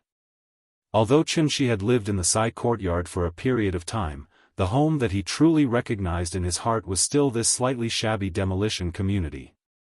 Looking at the familiar scene before him, even Xianxia couldn't help but be stunned. The furnishings in the room were the same as before. Old furniture, picture albums scattered all over the place, and everything else. It was all so real. Just as Xianxia was lost in thought, a clear and melodious papa came from behind him. Papa. Xianxia looked back and saw Nianyan standing behind him. She was holding a picture book and seemed to want to hand it to him. Papa, tell a story. Nianyan raised her small hand with great effort, as if she wanted to stuff the album into Xianxia's hands. Xianxia lowered his head and looked at Nianyan's cute smiling face and expectant eyes. At this moment, he was strangely enraged. Because he was so angry, it even caused the veins on his forehead to bulge. A dragon has a reverse scale, and a wolf has a thorn. Kill if you look at it, kill if you touch it. This array dared to touch the softest part of his heart and tried to conjure a little girl to deceive him. Damn it! Kill, kill, kill. In a fit of rage, Xianxia slapped the picture book in Nianyan's hand. Then, he let out a roar and said, "Sword, come." He hadn't been so angry in a long time. Daring to have ideas about Niannian, kill without mercy. Qianxi suddenly stretched out his right hand and made a grabbing motion in the air. But that familiar feeling didn't appear. Because the sword didn't come. The sky-spilled divine sword didn't appear. Qianxi couldn't help but look at his right hand in surprise. Then, he activated the spell and tried to use his true essence to condense the divine sword Dharma again. But at this moment, a familiar voice suddenly sounded. Qianxi. What are you doing? Are you crazy? You're scaring her. With a shout, Qin Ruoying, who was wearing an apron, rushed out of the kitchen and hugged Niannian in a panic. She comforted her in a low voice. Niannian was obviously frightened by Qianxi's reaction. After Qin Ruoying hugged her, she suddenly pouted her little mouth and cried out loud. Wah! Niannian, don't cry. Mommy is here, don't cry, don't cry. Qin Ruoying squatted on the ground and hugged Niannian tightly in her arms. While comforting the child, she raised her head and glared fiercely at Qianxi. Then, she shouted angrily, Are you crazy? Look clearly. She is Niannian. She is your daughter. Qin Ruoying roared at Qianxi, then she seemed to think of something. She couldn't help muttering in a panic, No, your illness is getting worse and worse. Niannian, Dad is sick again. Let's go get the medicine for Dad. Hearing this, Niannian seemed to be frightened. After looking back at Qianxi with red eyes, Niannian sniffed and tried to stop crying. Looking at his wife and daughter in panic, Qianxi couldn't help but let out a low roar, Fuck. This array formation had actually affected his mind. Qianxi originally came in with the mentality of playing, but he didn't expect that even he would be lost in this array. Thinking of this, Qianxi couldn't help but show a dignified expression on his face. Then, he suddenly put his palms together and made a gesture with a solemn expression.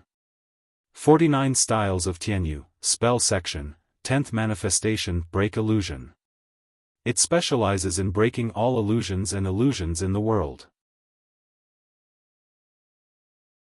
However, at this moment, Qianxi seemed to have completely lost his cultivation, and there was no trace of true spirit surging all over his body. He tried to use break illusion, but everything was still the same. And Qin Ruoying, after seeing Qianxi's behavior, seemed to be frightened by something. He picked up Niannian, then rushed into the bedroom. Looking at Qin Ruoying's frightened look, Qianxi's brows were frowning more and more. Break illusion failed. It seemed that his consciousness had been completely lost in this array. He thought that this was just a simple killing array, but he didn't expect it to be a composite array of killing, illusion, trapping, and disturbance. His current situation was somewhat similar to the state of his soul leaving his body. His physical body was still in place, but his consciousness was trapped in the illusion built by the array. Therefore, in this situation, he couldn't be anxious, and could only slowly think of a way to break the array. Illusion arrays could also kill people, and the principle was similar to the triple dream realm in the inception space, causing the consciousness of the person who entered the array to be trapped in the illusion and never be able to wake up. To break the illusion, it wasn't easy, but it was actually very simple. It was easy, but it was actually very difficult. This was because it had nothing to do with cultivation, it was all about one's willpower. Don't forget your original intention. These 4 words were the divine weapon to break all illusions in the world. Thinking of this, Qianxi immediately sat cross-legged, held his breath, and tried to find a way to wake himself up. And not long after he sat cross-legged.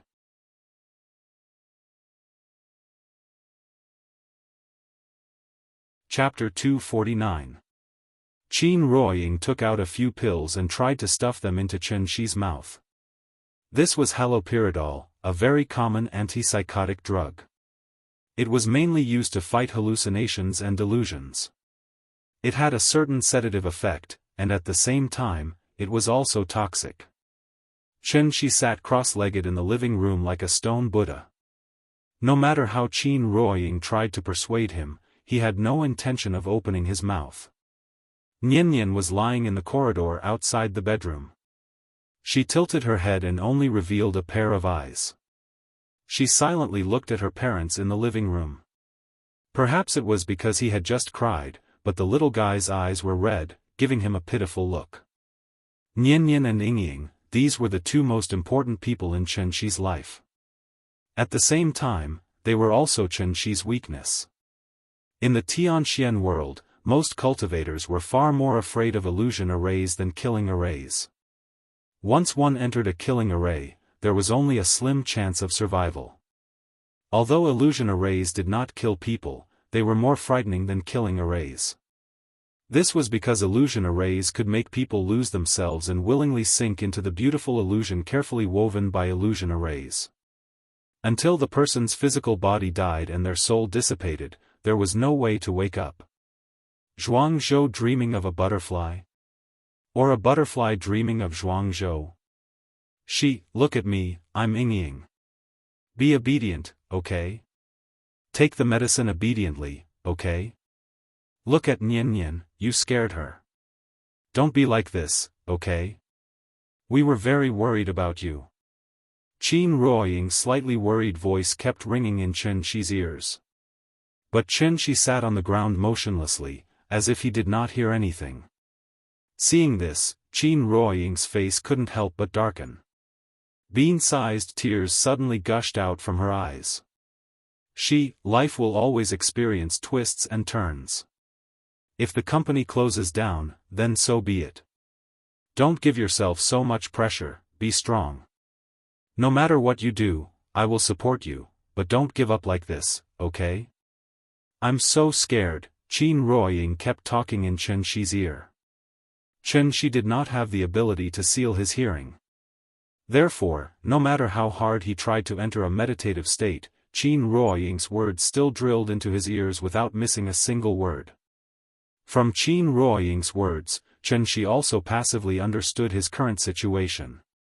After he graduated from university, he started a family with Qin Ruoying. Later on, he had Nian.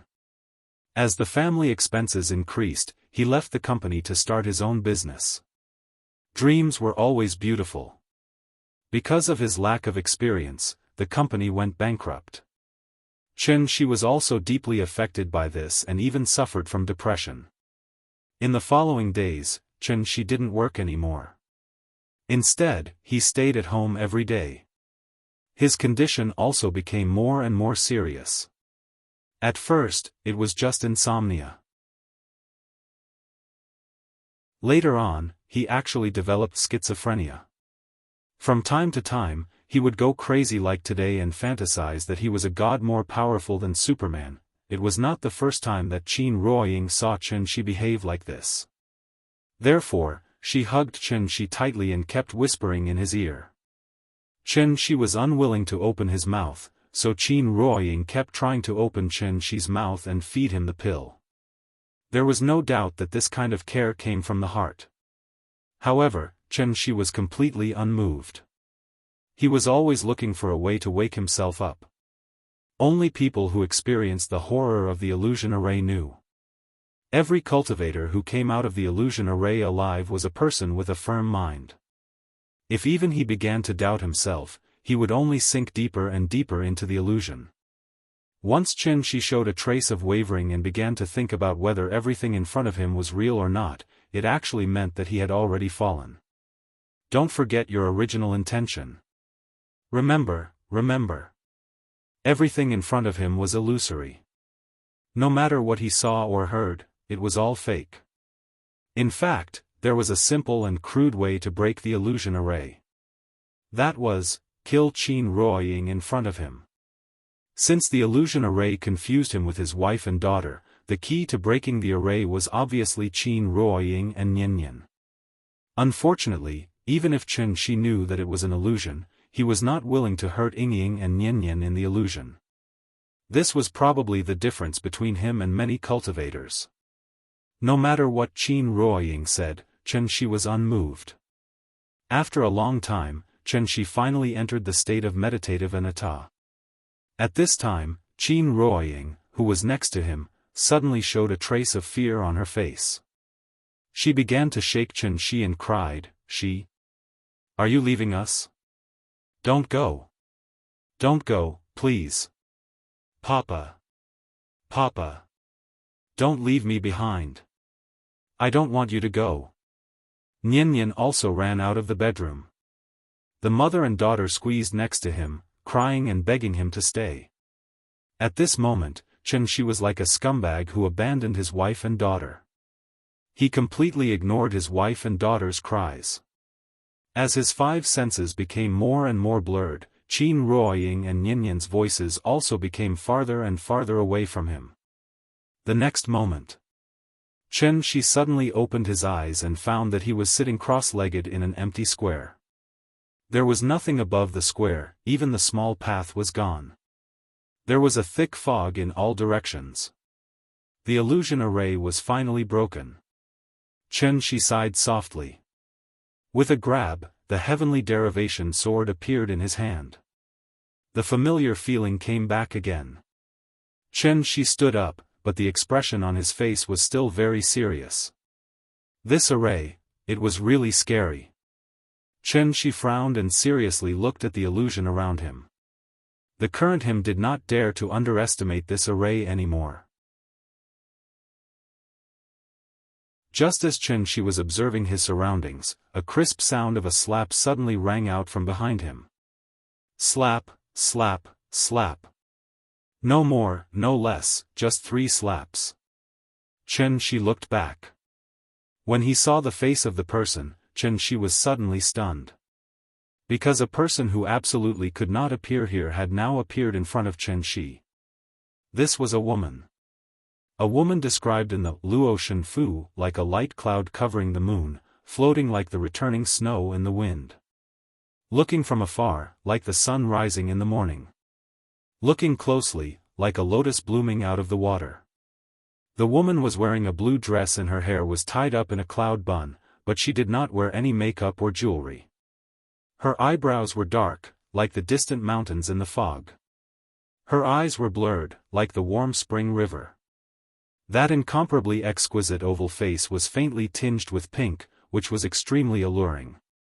Ying stood up, as if she wanted to steal the bright light of heaven and earth. The woman walked out of the fog and walked towards Qianxi. Seeing this, Qianxi suddenly closed his eyes. When he opened his eyes again, the woman was even closer to him. When the woman was about 2 meters away from Qianxi, she finally stopped. At this moment, Qianxi called out her name with a complicated expression. Zijin. The person who came was goddess Zijin.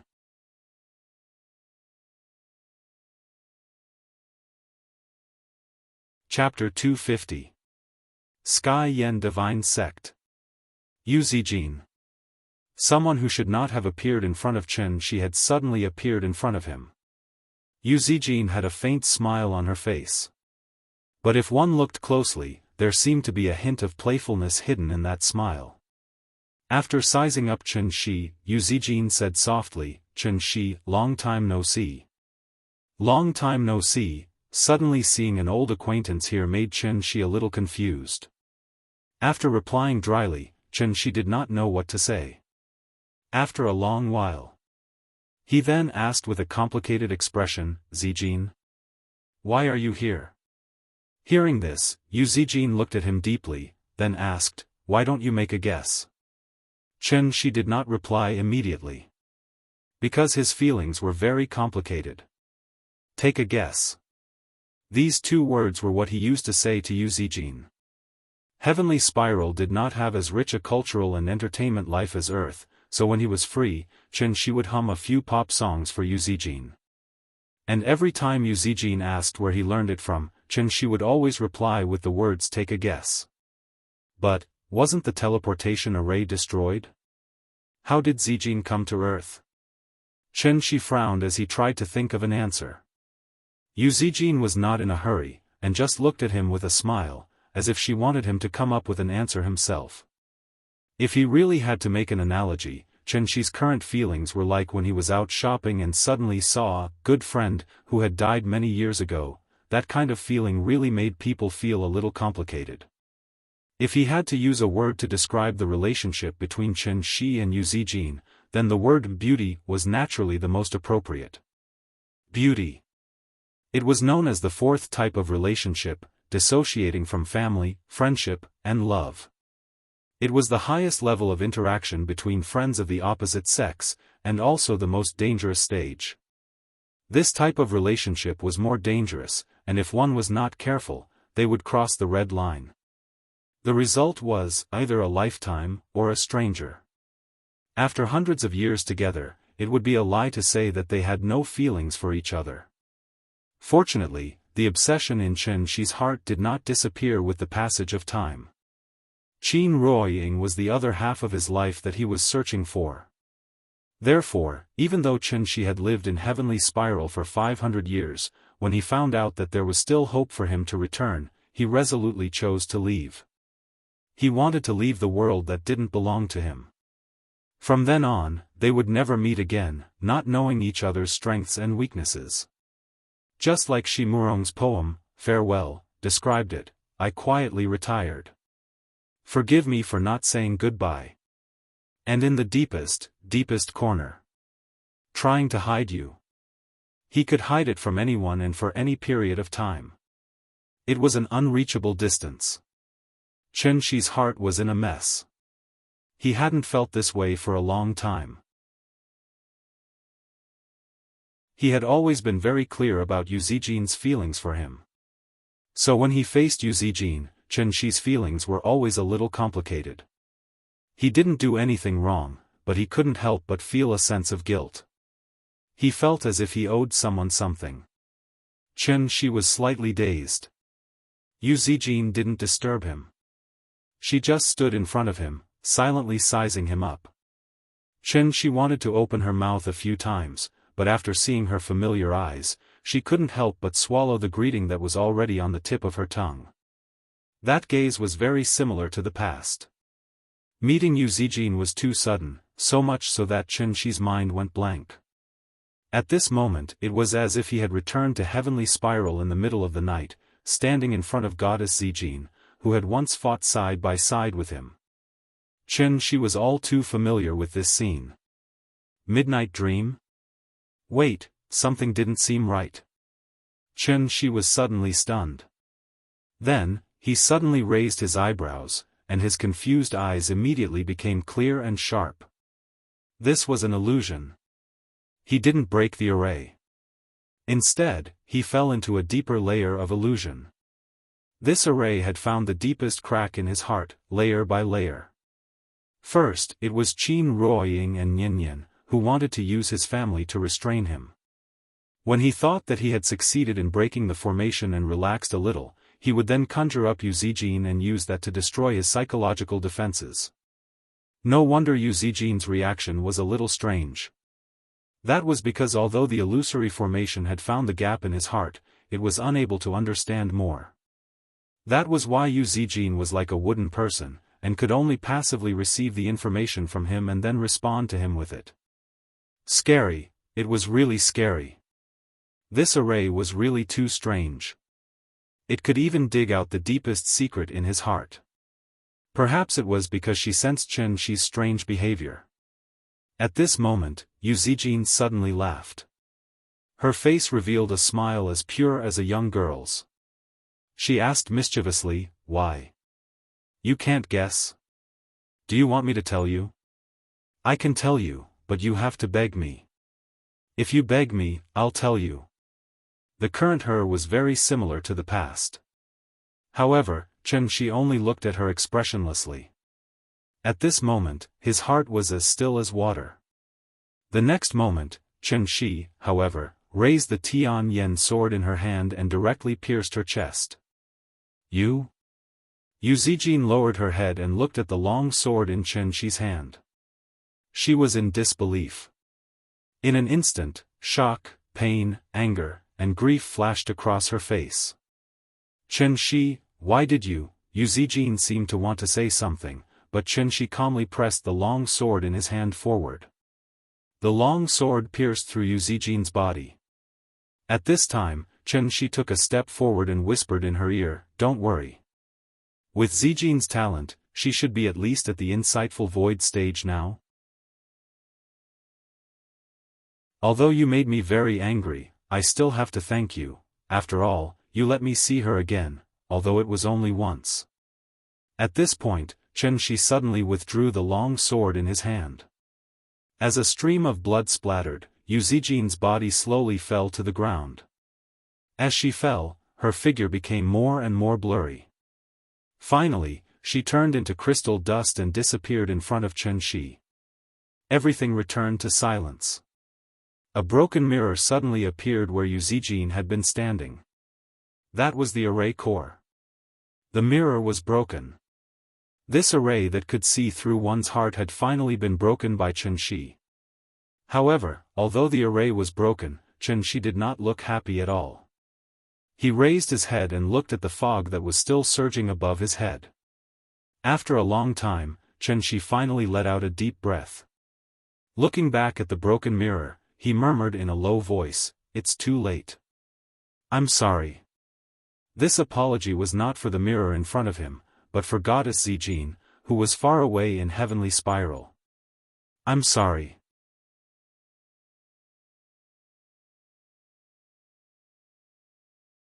Chapter 251. The illusion array was broken by Chen Shi. Therefore, there was only a broken mirror left in this huge square. Chen Shi looked around silently, but his expression was a bit more dignified. This place was too strange. The 5 elements of metal, wood, water, fire, and earth had all appeared.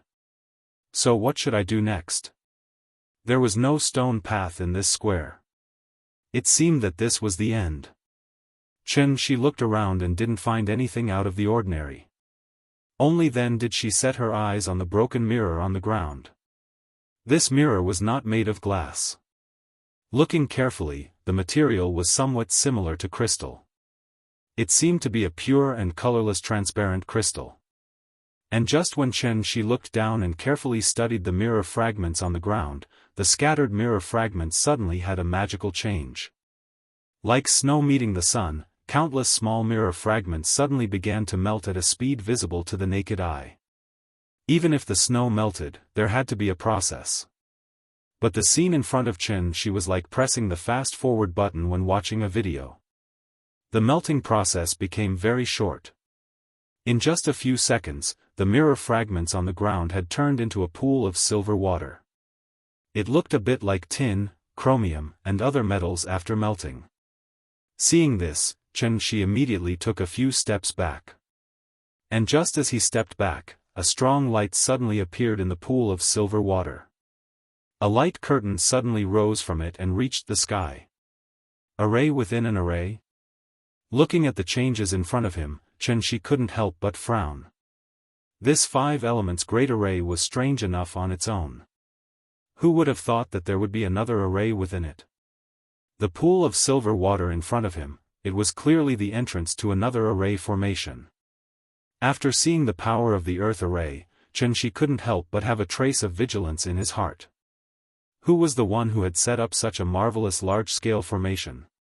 What was the purpose? With countless questions, Chen Shi hesitated for a moment, but finally chose to step into the light curtain in front of him. Since he was already here, he might as well figure it out. After walking into the light curtain, Chen Shi's line of sight was completely blocked by a strong light. However, the strong light disappeared quickly. And when the strong light faded, Chen Shi found himself in a circular hall. This hall was very large. In terms of scale, it seemed to be larger than the bird's nest. The hall was spacious and grand. The closer to the center of the hall, the higher the dome. And in the center of the hall, there was a huge stone pillar supporting the dome. Because of this, the overall shape of the hall looked somewhat like an umbrella. Standing in the middle of the hall was like standing under a huge umbrella. Chen Shi had just walked out of the light curtain and didn't have time to carefully examine the surrounding environment when a familiar voice rang in his ears. "Mr. Chen?" She looked and saw He Tiangang and the others sitting in a corner of the hall. However, the number of people was much smaller. The 4 professors were still there, as were Li Taidan and Xue Shuzhen. However, there were only a few people left in the Grand Master Guard sent by Wu Lian. After the remaining 10 or so people saw Chen Shi appear, their faces immediately showed extremely excited expressions. "What are you guys doing?" Chen Shi came in front of them and could not help but frown. Take He Tiangang, who had the highest martial cultivation, for example. He Tiangang did not look like a great grandmaster in the gang state. His beard was unkempt, his face was dirty, and his body was constantly emitting a foul smell. It looked like he had not bathed for a long time. His current appearance was somewhat similar to a homeless person on the street. Seeing Chen Shi's puzzled look, the excitement on He Tiangang's face slowly disappeared. After that, a look of self-blame and regret appeared on his face. He could not help but sigh. "Mr. Chen, it's all my fault. I shouldn't have thrown away the stone that you gave me. What's going on? We can't find a way out. We're trapped here," He Tiangang quickly explained the matter to Chen Shi. It turned out that not long after the sun went down, the fog rose. Under He Tiangang's lead, the people cautiously tried to leave the oasis. However, no matter how they walked, they would eventually come to the giant tree. This situation should be the legendary ghostly wall. He Tiangang had no choice but to approach the giant tree and try to find clues from it. He did not expect that this would trigger the formation door and make a passage appear in front of them. What happened after that was similar to what happened to Chen Shi. Metal, wood, water, fire, and earth. He Tiangang and the others had a mission, so they naturally did not dare to act rashly in the face of all kinds of strange situations. However, for some reason, along the way, although everyone knew that the things in the square were not to be touched, there were still people who could not control themselves and ran to touch those traps, thus losing their lives in vain. They kept moving forward in fear until they came to the hall in front of them. The hall was not dangerous, but there were no doors or windows. It was like a prison, completely trapping them here. After listening to He Tiangang's explanation, Chen Shi could not help but frown. Not to mention the metal, wood, water, and fire formations, just based on the earth formation at the end, how many people in this world could walk out alive with the exquisite layout of the formation within the formation? Chen Shi thought that they had been wiped out long ago. Thinking of this, Chen Shi could not help but ask in confusion, "How did you pass through the earth formation?" Hearing this, He Tiangang was stunned and asked in confusion, "Earth formation? What's an earth formation?" "An illusion formation, like a dream. It will make you lose yourself in the dream and unable to wake up." "You didn't encounter it?" "No." He Tiangang shook his head, as if he understood Chen Shi's question. He then explained, "The earth formation you're talking about is the last square, right? There was nothing there, only a mirror. We couldn't find any other way, so in the end, we tried to break the mirror, but we didn't expect to come here." After listening to He Tiangang's description, Chen Shi was silent. Directly skipping the earth formation? Based on the power of the earth formation, once they entered, there was absolutely no chance of survival for everyone present. Why didn't they trigger the earth formation? Could it be, the earth formation only targeted immortal cultivators? Chen Shi thought silently. He looked at He Tiangang, then at the rest of the people. Then, he suddenly thought of a question, so he quickly asked, "How long have you been here?" Hearing this, He Tiangang could not help but smile bitterly and shake his head, sighing. "It's been more than a month. We only brought 2 months' worth of rations. If we can't find a way out, I'm afraid we'll starve to death here." "More than a month?" Because he was too shocked, Chen Shi's face immediately showed an extremely shocked expression. He had not lost his composure like this for a long time. How long had it been since He Tiangang threw the stone, then entered the formation and found the hall? It had only been a few hours. How could more than a month have passed? The flow of time in this place, could it be the same as Tianxian?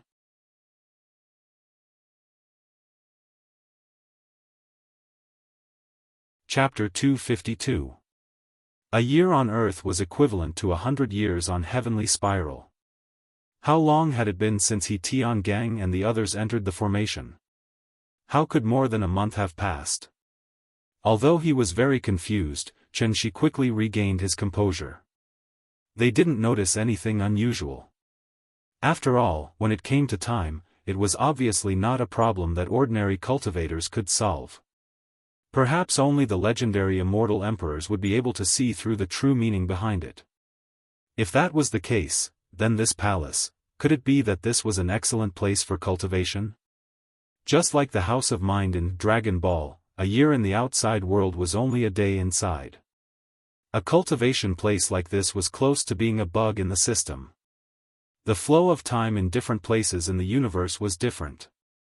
In Einstein's theory of relativity, it was believed that time and space were related. When combined together, they would form a four-dimensional spacetime coordinate and participate in the process of physical changes. A typical example could be given. For example, the greater the mass of an object, the slower the time around it would become. This was demonstrated very directly in Interstellar.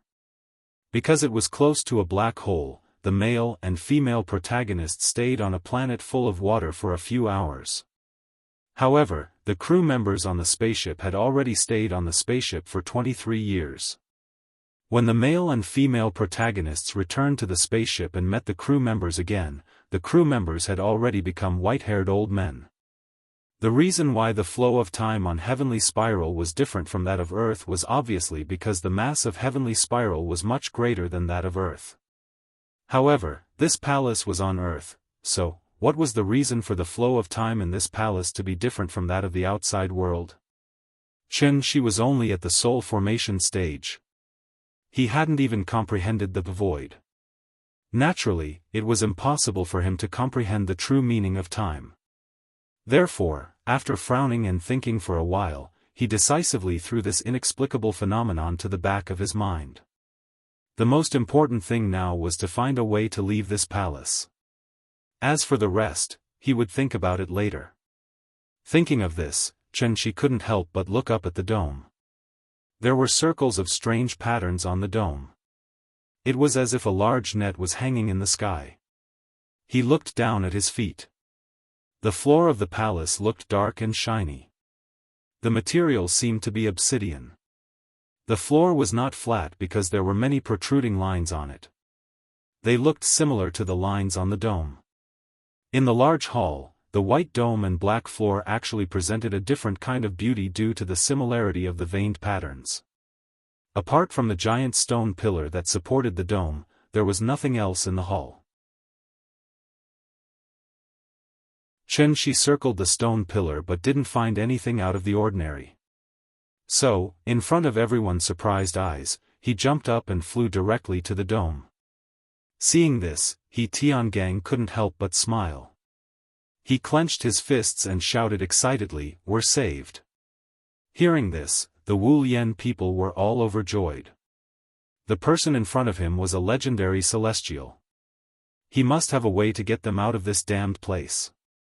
Li Taidan and Xue Shuzhen had been by Chen Shi's side for a few days now. When they saw Chen Shi suddenly reveal such an inhuman side, they were shocked. Their eyes were wide open and they couldn't say a word. Mr. Chen could fly. Could he be Superman? The people below were very excited, but after Chen Shi flew to the dome, he couldn't help but frown. There was no light source in the hall, but it was still as bright as day. There wasn't even a shadow. Standing in the hall was like standing under a shadowless lamp. There wasn't even a shadow to be seen. The light source seemed to be on the dome. Chen Shi took a closer look and found that the material of the dome was somewhat like stone, but it had a faint metallic luster. It looked similar to the stone tablet at the entrance that was engraved with the words warding off evil and sealing demons. Chen Shi reached out his right hand and was about to touch the dome. However, the moment his palm touched the dome, the originally solemn hall suddenly shook violently. Chen Shi was shocked and quickly retreated a few meters. Then he realized that the movement was coming from the stone pillar that supported the dome. The stone pillar kept shaking, and a strong force seemed to be breaking out of it. Seeing this, Chen Shi immediately shouted to the people below, "Be careful." Just as he finished speaking, like a fragmented grenade exploding in the hall, the giant stone pillar that supported the dome suddenly broke apart and turned into countless pieces that shot out in all directions. Chen Shi's figure suddenly disappeared in the air. When he reappeared, he was already in front of He Tiangang and the others. He held the sword with both hands and placed the Tian Yen sword in front of his chest. A light shield suddenly rose and protected He Tiangang and the others. The giant stone pillar was at least 10 meters in diameter. Now that it suddenly exploded, thousands of pieces shot out in all directions in the hall, and there was a continuous crackling sound. If Chen Shi wasn't here, He Tiangang and the others would have been turned into a sieve by the flying pieces of stone, and there wouldn't even be a corpse left. The explosion soon subsided, and the pieces of the stone pillar were spread all over the floor. After Chen Shi removed the light shield, He Tiangang and the others carefully began to look around. The explosion just now was very fierce, but there wasn't even a scratch on the walls of the hall. From this, it could be seen how sturdy the hall was. The giant stone pillar that supported the dome turned into rubble, and at this moment, a pillar of light suddenly shot down from the dome. The pillar of light replaced the original stone pillar. Seeing this, Chen Shi suddenly stabbed the Tian Yen sword into the ground. A light shield rose again, enveloping He Tiangang and the others. "All of you stay here, don't move." After instructing everyone, Chen Shi walked out of the light shield. Like sunlight peeking through the gaps in the clouds, the pillar of light was golden, and it faintly emitted a strong pressure. The pillar of light grew brighter and brighter. Everyone quickly averted their gazes. There was no way they could open their eyes in such a strong light. At this moment, Chen Shi sharply noticed that a black shadow had appeared in the strong light. Roar! Following an earth-shattering roar, a snake-like thing suddenly pounced out of the pillar of light, heading straight for Chen Shi. Seeing this, Chen Shi immediately grasped the air, and a new celestial sword Dharma appeared in his hand. As soon as the celestial sword Dharma was formed, Chen Shi held the long sword in his hand and directly slashed at the black shadow. A sword hidden in the air. The green sword radiance suddenly burst out. Like a long river hanging upside down, it swept up surging true core energy and rushed into the sky, straight into the clouds. Roar! The black shadow let out a loud roar, and then collided with the sword radiance. Invisible energy waves exploded from the center of the collision, and instantly set off a strong wind storm in the hall. At this moment, Chen Shi saw the black shadow clearly. It was actually a dragon. It wasn't a winged four-legged lizard in Western myths and legends, but a divine dragon that represented Wuxia's spiritual culture. A creature that only existed in myths and legends had now appeared in front of Chen Shi's eyes.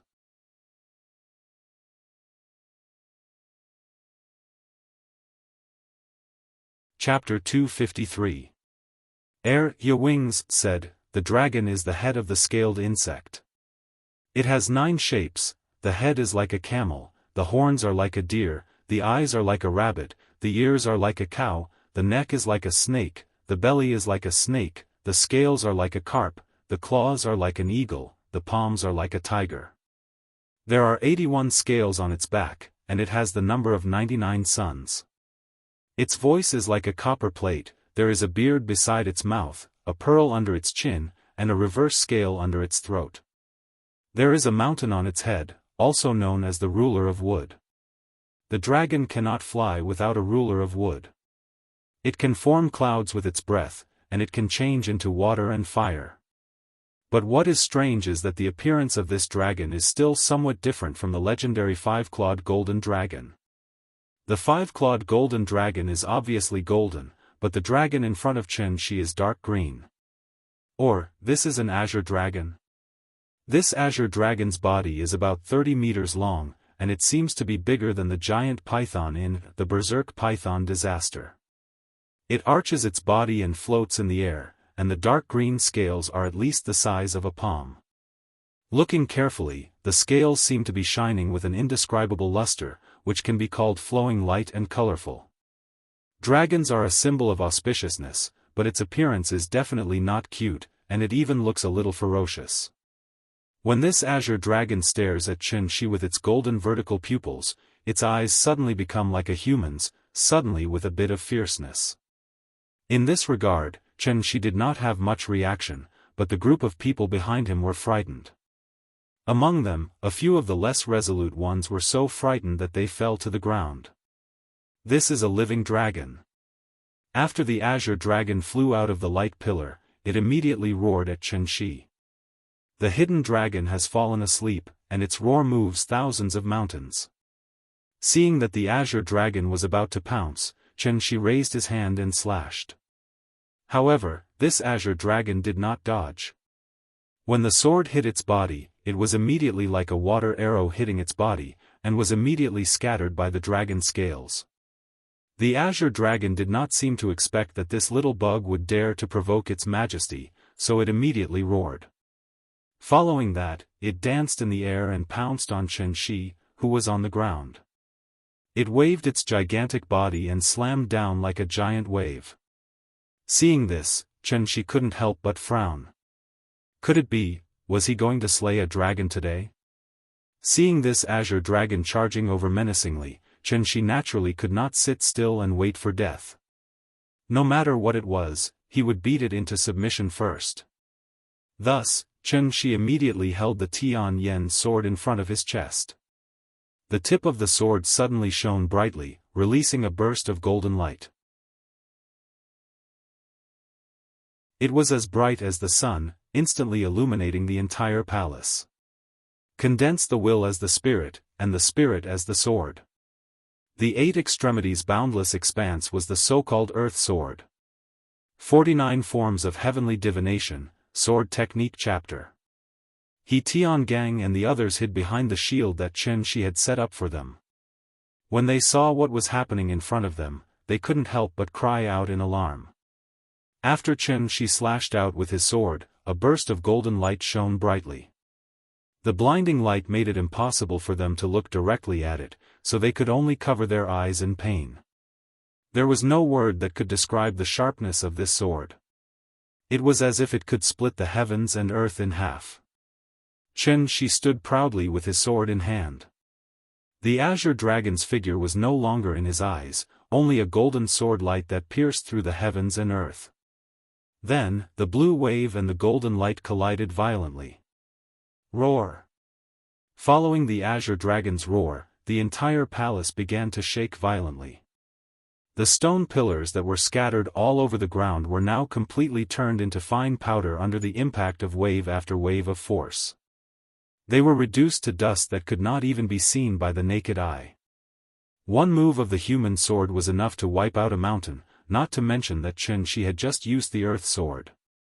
But strangely, in the face of such a powerful impact, although the palace was shaking violently, the surrounding walls were not damaged at all. Not even a small crack appeared. When the golden light dissipated, other than the huge stone pillar that supported the dome, only a thick layer of dust was left on the obsidian floor. Everything seemed to be as good as new. As for the azure dragon, it was actually not affected at all. The azure dragon's speed was very fast. As soon as Xianxia slashed out with the earth sword, it had already arrived in front of Xianxia. Xianxia didn't even have time to slash out a second time before the azure dragon bared its fangs and claws and bit towards Xianxia. Seeing this, Xianxia's body suddenly glowed with golden light. He used his true qi to form a shield and prepared to take the azure dragon's attack head-on. But at this time, the azure dragon's figure directly passed through his body. Passed through, Xianxia was stunned. Because at this time, he realized that the azure dragon was not real. It was just an illusion. No, it's wrong to call it an illusion, because it clearly received his attack just now. Qianxi raised his eyebrows and was about to turn around and slash again. But at this time, the Azure Dragon had already passed through the shield he set up for He Tiangang and crashed into He Tiangong's body. Although He Tiangang was a great master in the Alcade state, but to be honest, the Alcade state was only equivalent to a cultivator in the Qi refining stage. A battle of this level was obviously beyond He Tiangong's understanding. Therefore, He Tiangong's mind was blank. He didn't even have time to react. He could only watch as the 30-meter-long Azure Dragon drilled into his body. Yes, the Azure Dragon drilled into his body. The Azure Dragon's speed was very fast. In the blink of an eye, it had completely entered He Tiangong's body. Because this scene was so shocking, He Tiangang couldn't come back to his senses at all. Until the Azure Dragon's figure disappeared from the hall and completely entered his body, He Tiangang still had a blank expression on his face. He Tiangang raised his hand and wanted to touch his chest. But at this time, a painful expression suddenly flashed across his face, and then he suddenly closed his eyes. Soon, He Tiangang opened his eyes again. But when he opened his eyes again, He Tiangong's eyes had turned into a pair of golden vertical pupils. They looked like the eyes of the Azure Dragon just now. At first glance, it was obvious that they were not eyes that a normal human could have. How dare you, evil creature! Seeing this scene, Qianxi couldn't help but fly into a rage. Because he finally understood, he had been fooled. No wonder the stone tablet at the entrance of the formation was engraved with the words, "Seal evil and repel demons." Could it be that the formation was suppressing this Azure Dragon? But this Azure Dragon was clearly just a remnant soul. It was only because his divine soul was damaged that Qianxi didn't notice the abnormality at first. Looking at He Tiangong's current appearance, it was obvious that this Azure Dragon had taken over his body. Seeing this, Qianxi immediately let go of the long sword, and then suddenly clasped his hands in front of his chest. Since this Azure Dragon was just a remnant soul, he would destroy its divine soul today. 49 Styles of Heavenly Divination, Spell Section.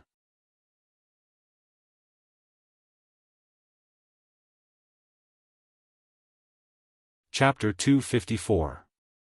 Possession? When Qianxi saw what was happening to He Tiangang, he immediately flew into a rage. After letting out an angry grunt, Qianxi suddenly clasped his hands together in front of his chest. Then, he slowly pulled his palms apart. A golden light suddenly appeared between Qianxi's palms. As he slowly pulled his palms apart, the golden light became brighter and brighter. In the end, it was as if Qianxi was holding the sun in his hands. The dazzling light that seeped through the gaps between his fingers was so blinding that it was impossible to look at it directly. The golden light in Qianxi's hands grew even brighter. But in the eyes of the Wu Lian people. But they didn't see anything. This was because Evil Vanquisher was an attack on the soul. They were not immortal cultivators, so they naturally could not sense the fluctuations in the surrounding spiritual energy. However, although the others could not see it, the Azure Dragon in front of them clearly knew what was good for it. He Tiangang could be considered to have 8 lifetimes of bad luck. This Azure Dragon had probably been suppressed for too long, so as soon as it was released, it wanted to find a body to possess. It was not that the Azure Dragon was not interested in Qianxi, but the strength that Qianxi displayed just now was too strong. The Azure Dragon did not have absolute confidence, so it could only settle for the next best thing. Among everyone present, apart from Qianxi, He Tiangong's cultivation level was the highest. Naturally, he became the Azure Dragon's first target for possession. Because the difference in cultivation level between the two was too great, the Azure Dragon immediately seized control of He Tiangong's body as soon as it entered. After He Tiangong's body was possessed, his eyeballs immediately underwent a huge change. The pair of golden vertical pupils that originally belonged to the Azure Dragon appeared in He Tiangong's eye sockets, giving off a very strange feeling. Upon closer inspection, this pair of eyes that did not belong to a human seemed to faintly shine with an indescribable cold light. At this moment, Chen Shi suddenly flipped his palm and pushed forward. The white sun flame immediately released a boundless pressure. It was like a spear filled with killing intent, and it instantly blasted towards He Tiangang. Seeing this, He Tiangang's eyes couldn't help but tremble. The vertical pupils in his eye sockets strangely shrank, completely turning into fine lines. But then, his pupils suddenly widened, and there were two balls of red flames that kept pulsating in them. Then, He Tiangang opened his mouth and let out a roar at Chen Shi that did not sound like a human at all. Roar! Following the roar, the two flames suddenly turned into two crimson dragons. A mighty fire tornado suddenly gushed out from He Tiangang's eyes, sweeping towards Chen Shi. The golden light and the crimson flame collided violently. In an instant, like a cannonball hitting an armory, a shocking explosion occurred in the hall. The air seemed to be ignited by the raging flames, and the raging flames filled the entire space. However, this was a battle on the level of the spirit, so to outsiders, it was as if nothing had happened. Chen Shi's spirit was damaged and could not directly use divine telekinesis to fight. But after such a long time of accumulation, his cultivation had mostly recovered, so the power of Evil Vanquisher was naturally far greater than before. However, what Chen Shi did not expect was that his Evil Vanquisher, which he had used all his strength to unleash, was still blocked by the flame spewing out from He Tiangang's eyes. It was obvious how strong the remnant soul of this azure dragon was. Although Wu Lian and the others couldn't see what Chen Shi and He Tiangang were doing, a battle of spirits of this level, just the spiritual storm created by the collision was enough to give them a splitting headache. Naturally, they couldn't pay attention to what was happening around them. Iron Egg Li and Xue Shuzhen were professional soldiers with strong willpower, but even so, they bitterly held on for about 5 seconds before their eyes rolled back and they completely fainted. If even they were in such a state, there was no need to mention an ordinary person like Professor He, who had no foundation in cultivation. Seeing their companions collapse one after another, the remaining neutralizing grandmasters gritted their teeth and held on for about 10 seconds before collapsing to the ground one after another. Only 2 people remained standing in the hall. In contrast to Chen Shi's calm and collected appearance, He Tiangang's condition was clearly much worse. Not only was his face pale, but his forehead was also covered in sweat. His tired appearance made him look like an athlete who had just finished a round of a marathon. After all, the Azure Dragon had just successfully taken over this body. This level of exhaustion was naturally a bit too much for it to bear.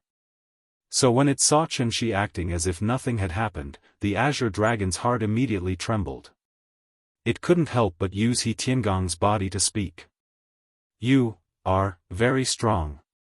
I have no grudge with you, let me leave. I will remember your kindness." His accent was very strange. He sounded like a foreigner. It was just a short sentence, but it took a lot of effort to speak. Obviously, the Azure Dragon hadn't gotten used to this body yet and couldn't control it skillfully. Hearing this, Chen Shi looked at him deeply, then replied with a serious face, "I can let you go, but the premise is, you have to leave his body." "No, no." Hearing that Chen Shi wanted it to leave He Tiangang's body, the Azure Dragon immediately replied, "Without a body, I can't leave here." "Okay, then there's nothing to talk about." Chen Shi shrugged indifferently, then said with a regretful expression, "I brought him here. You took over his body right in front of me, and now you want to leave safely like nothing happened? Let me tell you, there's no such thing as a cheap deal in this world." After hearing Chen Shi's words, He Tiangang's expression immediately became uncertain, as if he was thinking. But Chen Shi didn't intend to give him too much time to think. Although He Tiangang's body was occupied by the Azure Dragon, his consciousness obviously couldn't be swallowed by the Azure Dragon so quickly. So as long as the Azure Dragon's remnant soul was driven out of He Tiangang's body, then He Tiangang could still be saved. If time dragged on and the Azure Dragon completely merged with this body, even a golden immortal couldn't do anything. Seeing that the azure dragon still didn't answer, Qianxi decisively spread out his hands, and 2 dazzling lights lit up in his palms again. Since Evil Punisher couldn't destroy it, then he could try another move. Anyway, he had plenty of tricks up his sleeves. Seeing that Qianxi seemed to want to fight again, the azure dragon immediately cowered, so it quickly said, "Wait. I have an idea." Hearing this, Qianxi immediately retracted his hands and asked, "What idea?" "You help me, open the channel. After the channel is open, I'll come out from his body, then you cover me and leave, okay?" Qianxi pondered for a moment, so he readily agreed to the azure dragon's request. There was no exit in this hall, and the 4 walls were incomparably hard. Presumably, only the azure dragon knew how to get out. Since that was the case, there was no harm in cooperating. He helped the azure dragon escape, and the azure dragon left He Tiangong's body.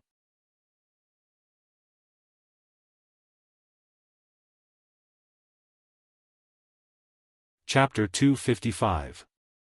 The man and the dragon quickly reached a consensus. After that, Qianxi learned the way to leave the hall from He Tiangang. The hall was like a sealed jar, and the only way out was above the dome. In the center of the dome, where the light beam came from, there was a crystal-like thing. As long as Qianxi flew up and took the crystal, they could leave this place. It sounded very simple, so Qianxi flew directly to the dome according to what the azure dragon said, and found a crystal in the center of the dome. It was a hexagonal rhombus-shaped crystal, and its size was about the same as the crystal trophy used in award ceremonies. Qianxi tried to dig at the crystal with his hand, but to his surprise, the crystal was easily removed. The moment Qianxi removed the crystal, it was as if there was a huge earthquake outside, causing the entire hall to shake violently. Qianxi looked down and found that several cracks suddenly appeared on the walls around the hall. It was not right to call them cracks, because these cracks were very neat, as if they could have been separated. Under Qianxi's slightly surprised gaze, the hall bloomed like a lotus in summer. The ground turned into a lotus pod, the walls turned into petals, and bloomed in front of Qianxi. The arc-shaped walls fell out one by one at a very fast speed, but they did not make any sound when they fell. The wind and snow that filled the sky suddenly came. Qianxi looked up and found that he was now in an observatory, and the spirit fog that covered the sky and the moon had disappeared. Everything happened very quickly. The moment the cracks appeared on the walls of the hall, He Tiangang suddenly showed a look of ecstasy. Almost without any hesitation, just as the wall cracked to reveal a gap big enough for an adult to leave, the azure dragon controlled He Tiangong's body and jumped out of the hall. Run! As for the agreement between it and Qianxi, it was originally the azure dragon's stalling tactic. In fact, the azure dragon had never thought of leaving He Tiangong's body. After all, the heaven-defying act of seizing another's body was not without restrictions. This time, in order to seize He Tiangong's body, the azure dragon had already paid a great price. Therefore, Qianxi wanted it to obediently leave He Tiangong's body and look for a new body to seize. In the azure dragon's eyes, this was simply wishful thinking. With only a strand of remnant soul left, it could be said to be a rootless duckweed. Now that it had finally found a place to stay, the azure dragon naturally would not give up so easily. Although this body was still too weak at the moment, as long as it was given enough time, the azure dragon was confident that it could transform it into its original body. The little abacus in azure dragon's heart rang loudly, but it missed the most important point. That was, it did not have a correct understanding of Qianxi's cultivation. Therefore, as soon as He Tiangang moved, Qianxi, who was flying in the air, lowered his head and looked at He Tiangang's fleeing figure. There's a path to heaven, but you don't want to take it. There's no door to hell, but you insist on barging in. Since you're going back on your word, don't blame me for being merciless. Qianxi spread out his hands, and the vital essence in his body surged. Immediately, 2 balls of light appeared in his palms. Then, Qianxi held the 2 balls of light and quickly gestured in front of his chest. Suddenly, he slammed his palms toward He Tiangang's back. 49 Forms of Heavenly Divination, Soul Dao Chapter. Tai Suppression, 3 Qis as 1, Soul Catcher. Soul Catcher was slightly different from Evil Vanquisher, because Soul Catcher was a pure spiritual attack. Qianxi's spiritual injury was very serious, so the moment he forcefully used Soul Catcher, his face flushed red. This move could be said to hurt the enemy 1,000 times, but hurt himself 800 times. However, the Azure Dragon had gone back on its word first, so today, Qianxi was determined to destroy its soul. No matter what kind of position it had in Chinese culture, in short, today, the proud dragon has no regrets. Perhaps sensing the pressure coming from behind, He Tiangang stepped on the snow and quickly leaped out. At the same time, he did not forget to look back.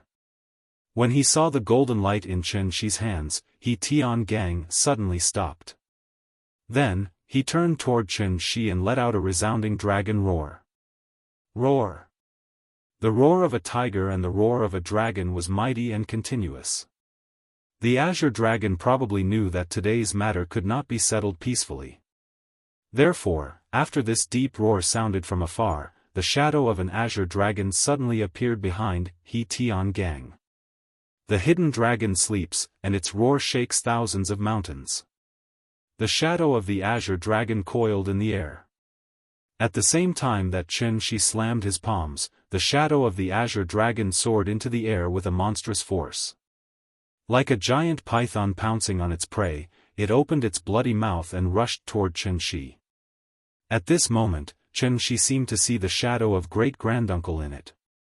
It was a very familiar scene, but Qianxi did not have time to think about it. Because, the Soul Catcher had been released. Like a descendant shooting down the sun, 2 light arrows shot out from Qianxi's hands, directly toward the shadow of the Azure Dragon that was pouncing toward him. And at the moment when the light arrows and the shadow of the Azure Dragon collided in the air, the whole scene between heaven and earth seemed to be frozen. Snow fluttered in the snowy mountains. Under the sparse moonlight, the wind and snow filled the sky. The light arrows shot in from the dragon's head. After a flash, they pierced through the entire shadow of the Azure Dragon and directly entered He Tiangang's body. The resounding dragon roar sounded again, but this time it did not come from He Tiangang's mouth. Instead, it came from the shadow of the Azure Dragon. As if it had suffered a huge injury, the shadow of the Azure Dragon trembled violently. Then, it curled up into a circle in the air, raised its head and roared angrily toward the sky. Formless sound waves continuously sounded from the mouth of the Azure Dragon. Circle after circle, they spread in all directions. At the same time, He Tiangang, who was on the ground, stared with his slightly ferocious golden vertical pupils. There was a trace of disbelief on his face. However, the surprise on his face did not last long. After a few breaths of time, He Tiangang suddenly closed his eyes under the expressionless gaze of Qianxi, and then fell into the thick snow. At this time, the shadow of the Azure Dragon in the air, like a group of disturbed fireflies, suddenly turned into specks of starlight and disappeared in the wind and snow. The soul was destroyed. This Azure Dragon that only existed in myths and legends was mercilessly obliterated by Qianxi. Everything returned to silence. Only the sound of the wind was left between heaven and earth. After looking at the diamond-shaped crystal in his hand thoughtfully, Qianxi looked down at the hall below.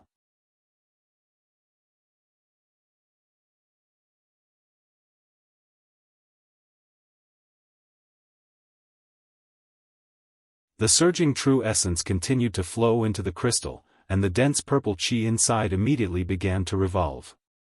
As the dense purple gas spun faster and faster, a faint purple vortex gradually formed in the crystal like a glass of water being shaken. After that, Qianxi held the crystal and looked at the main hall expectantly. However, he waited for a while, but there was no movement in the main hall. Is it scrapped? Chen Shi frowned and muttered to himself.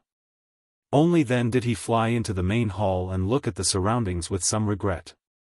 Before the main hall was unsealed, it was like a flower bud that had not bloomed. After Chen Shi plucked the crystal, the lotus began to bloom. With the base of the main hall as the center, the walls fell back one by one and split into 16 petals. The shape of each side was quite similar to the petals of the lotus. This shape, it did not look like the 9 lotus seats under the gods. Chen Shi came to one of the walls and began to touch and knock on it, trying to find some useful clues. However, after studying for a while, he did not find anything strange, so he had to give up helplessly. This main hall was probably the same as the formation, which was a one-time use, so there was no way to restore it after it was activated. What a pity! Chen Shi flew to the top of the main hall against the wind and snow. After reluctantly looking back at the black lotus blooming on the top of the snow mountain, he was about to leave with some regret. However, at the moment he turned around. Chen Shi suddenly remembered a sentence that the Azure Dragon once said. Without a body, I can't leave here. Without a body, there was no way to leave here. Once this place was opened, the wind would blow on all sides. How could he not get out? Thinking of this, Chen Shi could not help but raise his eyebrows. He immediately turned around and flew into the main hall.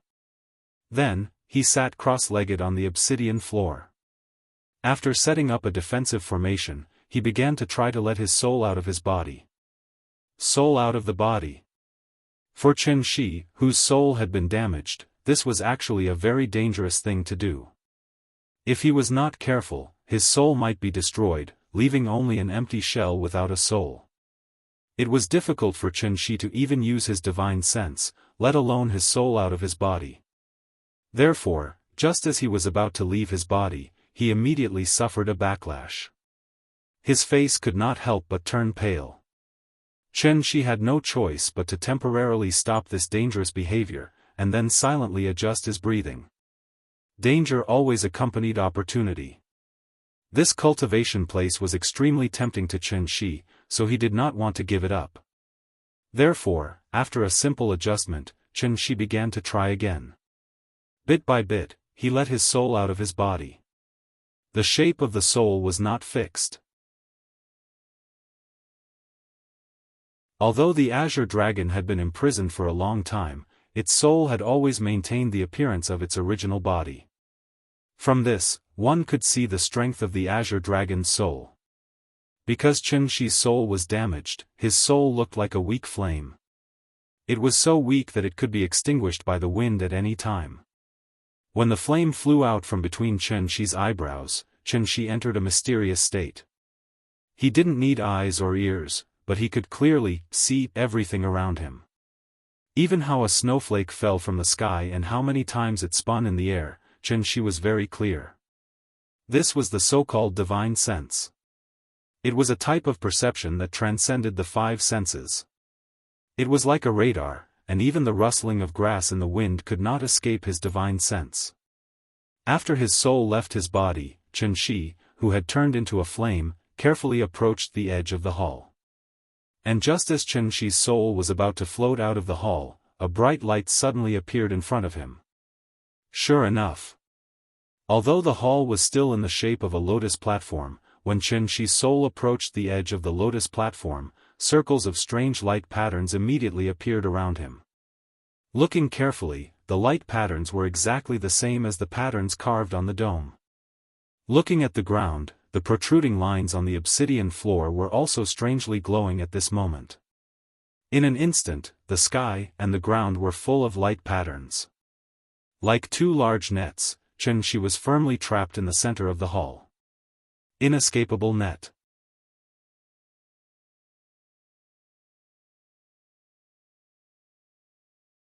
Chapter 257.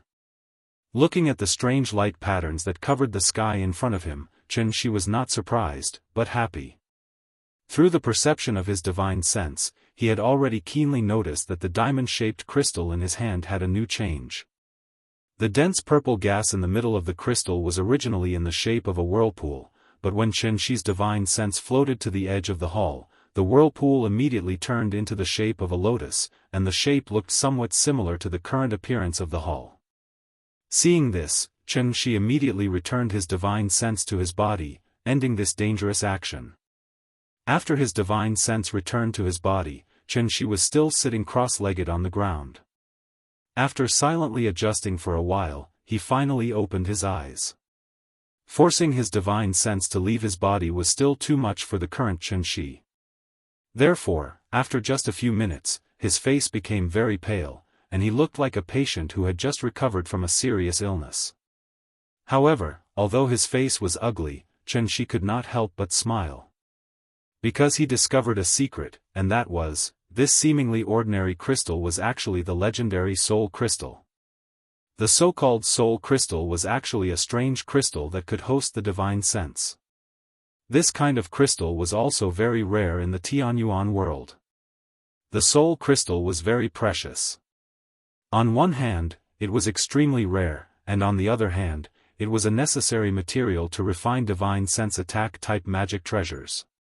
In addition to being able to refine magic treasures, the soul crystal, as a kind of spiritual treasure, had the effect of warming and nourishing the divine sense. With the environment on Earth, it was obviously impossible to breed a magical medicine that could heal divine sense injuries. Therefore, this soul crystal was definitely a life-saving straw for Chen Shi, whose divine sense was injured. No wonder this hall could imprison the Azure Dragon's divine sense, it was obviously because of this soul crystal. Thinking of this, Chen Shi had a rough understanding of the mechanism of the hall's operation. Using the soul crystal as the eye of the formation to imprison the Azure Dragon, who was only left with his divine sense. And the reason why He Tiangang and the others had not triggered any mechanism after being trapped for more than a month was, they were not immortal cultivators, so they did not have enough pure true essence to trigger the mechanism. Therefore, this array formation and the main hall were obviously set up by immortal cultivators. Moreover, this unknown, immortal cultivator was at least at the insightful emptiness realm.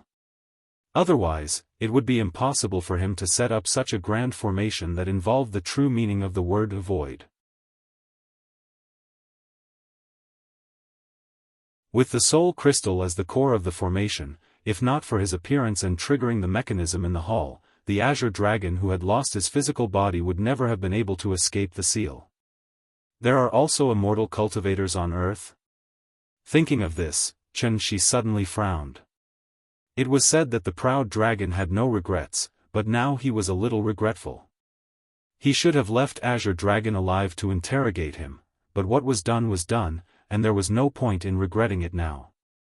Therefore, Chen Shi could only put this question aside for the time being. Then, he closed his eyes and concentrated, trying to let his spirit enter the soul crystal. The soul fire once again flew out from between Chen Shi's eyebrows, and then directly flew into the diamond-shaped crystal in his hand. After Chen Shi's spirit flew into the soul crystal, a feeling as warm as the sun in March immediately enveloped his spirit. It was a very wonderful experience, and it made Chen Shi feel very comfortable. His injured spirit could only sense things within a radius of 10 meters, but after his spirit entered the soul crystal, the range of Chen Shi's divine sense suddenly expanded and covered the entire mountain in an instant. In an instant, with the crystal as the center, Chen Shi could sense every movement in the wind and grass. This feeling, he had not experienced it for a long time. Nourishing the spirit was an additional effect of the soul crystal. Naturally, it would not be as fast as the magic medicine, and it would take a long time. Therefore, at this time, Chen Shi could not help but think of the main hall. As soon as he thought of this, a series of rumbling sounds suddenly came from the hall. Following that, the 16 walls began to slowly rise up and gradually close together. The main hall changed back to its original appearance. The soul crystal, which was the core of the array, could still control the main hall. Seeing this, Chen Shi could not help but feel happy. He immediately counted silently in his heart. He wanted to calculate the difference between the flow of time in the main hall and the outside world. Chen Shi enjoyed the nourishment of the soul crystal as he counted seriously. When he counted to 10,000, Qianxi thought of something again. The main hall was suddenly like a remote-controlled toy, and it slowly bloomed with a rumbling sound. Each number was exactly 1 second. In other words, he stayed in the main hall for about 166 minutes. Before the main hall was fully opened, Qianxi excitedly flew out of the main hall and rushed directly in the direction of the temporary laboratory. When he brought everyone back to the laboratory, it was about 1:30 in the morning. He counted 10,000 seconds in the main hall. 166 minutes, which was 7 hours. According to the flow of time that Tiangang said, if the main hall did not lose its effect, then only about 2 minutes had passed in the outside world. The more Qianxi thought about it, the more excited he became. He quickly rushed back to the oasis from the top of the mountain. There was a quartz clock in the temporary laboratory. The answer he wanted was there. The wind and snow were still in the sky. Thick dark clouds blocked the moonlight, so the surroundings were pitch black. After nervously opening the storm door of the laboratory, Qianxi saw Tiangang and the others, who were still unconscious. In the dim laboratory, only one energy-saving lamp was still on. Next to the energy-saving lamp was the quartz clock that Professor he had brought. Qianxi walked to the table and looked down at the time on the table. He was stunned. The time on the quartz clock indicated that it was 1:55 in the morning. When he left, the time should be around 1:34 in the morning. Putting aside some errors, it should be around 20 minutes. However, he stayed in the main hall for a full 10,000 seconds. In other words, the ratio of the flow of time between the main hall and the outside world should be about 8 times.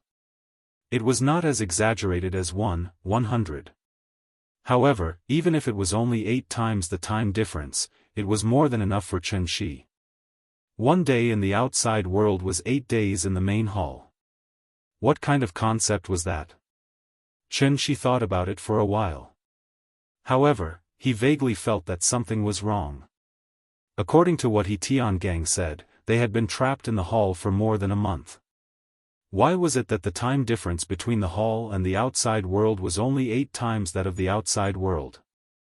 A month in the main hall should be at least 4 days in the outside world. Qianxi thought about it for a long time but could not figure it out. In the end, he could only put this question to the back of his mind. He planned to confirm it after Tiangang woke up. In short, it did not matter if it was 8 times or 100 times.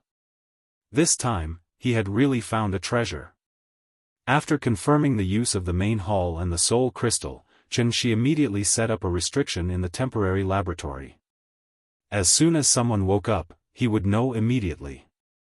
After that, Qianxi plunged into the main hall and began to use the soul crystal to heal the injuries to his soul. Because his soul was out of his body, he could not cultivate. Therefore, in his boredom, he could not help but let his imagination run wild. Starting tomorrow, after Ninian fell asleep, he could secretly bring Yingying here. Then, they could cultivate together as husband and wife and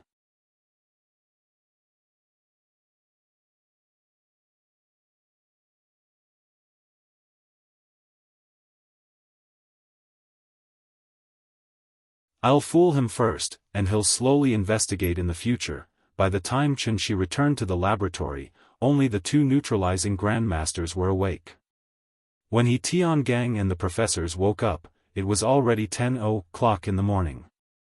Because he had almost been possessed by the Azure Dragon, Tiangang's mental state was very bad after waking up. When Qianxi saw this, he told him to rest well.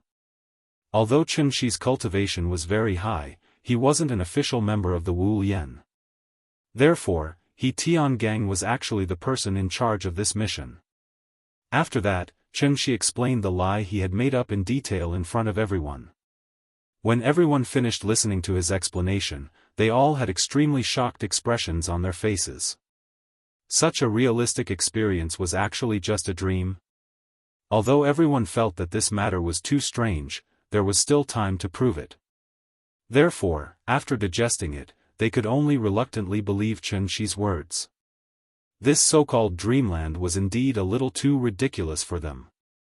In fact, if they thought about it carefully, they could find many loopholes in Chen Shi's words. For example, how could they explain the smell of dirt on their bodies after not bathing for more than a month? Also, how could they explain the consumption of food over the past month? There were too many suspicious points. No one was an idiot. However, Chen Shi's words were reasonable and there was also time to prove it. Therefore, no matter how doubtful everyone was, they had to convince themselves to believe Chen Shi's words in the end. After all, they couldn't think of a better explanation. The team had inexplicably lost members. This was a serious matter. Therefore, even though He Tiangang still didn't understand the situation, he still honestly recorded everything in the mission log. Just like what Chen Shi said, it was already good enough that they survived. As for what exactly happened last night, this was obviously not a question he should be thinking about now. Because he was also a smart person. The snow had been blowing heavily all night. Now, it was finally sunny. He Tiangang had already seen the strangeness of the oasis.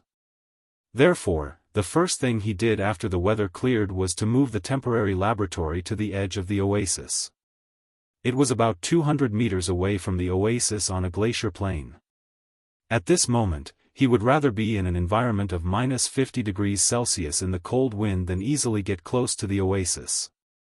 As long as the professors finished collecting the data, He Tiangang could take everyone on a trip and leave. However, this process would take about 10 hours. Because of this, He Tiangang's heart was almost in his throat. He could only keep praying in his heart that nothing would go wrong. Unlike He Tiangang who was on tenterhooks, Chen Shi was very calm. After patrolling the area with everyone, Chen Shi stuffed a stone into He Tiangang's hand. The spirit fog dissipated and the mysterious five elements formation also disappeared. Although the hall didn't disappear, the soul crystal, which was the core of the formation, was in his hands. The danger was gone, so Chen Shi was thinking, was it time for him to get off work and go home? It was almost noon. If Nian didn't see him when she woke up, would she cry to Ying? When he thought of the little girl's clingy look, Chen Shi suddenly became eager to go home. He couldn't wait to fly back to the little girl's side. After last night's experience, when He Tiangang saw Chen Shi handing over another stone, he didn't even wait for Chen Shi to speak. He Tiangang rushed to take the stone and smiled. I understand. Mr. Chen, go do your work.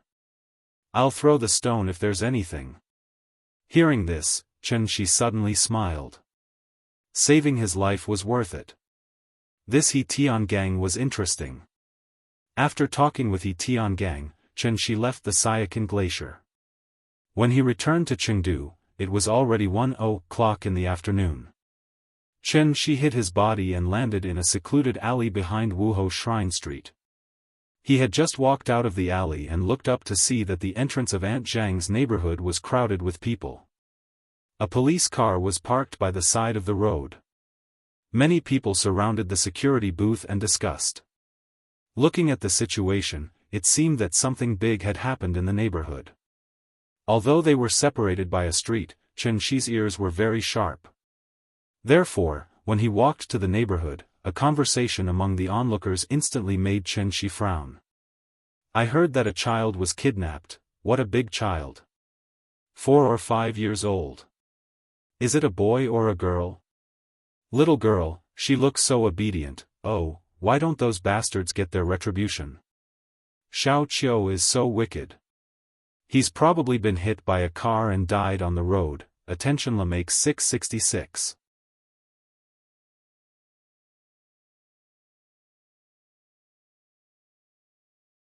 Chapter 259.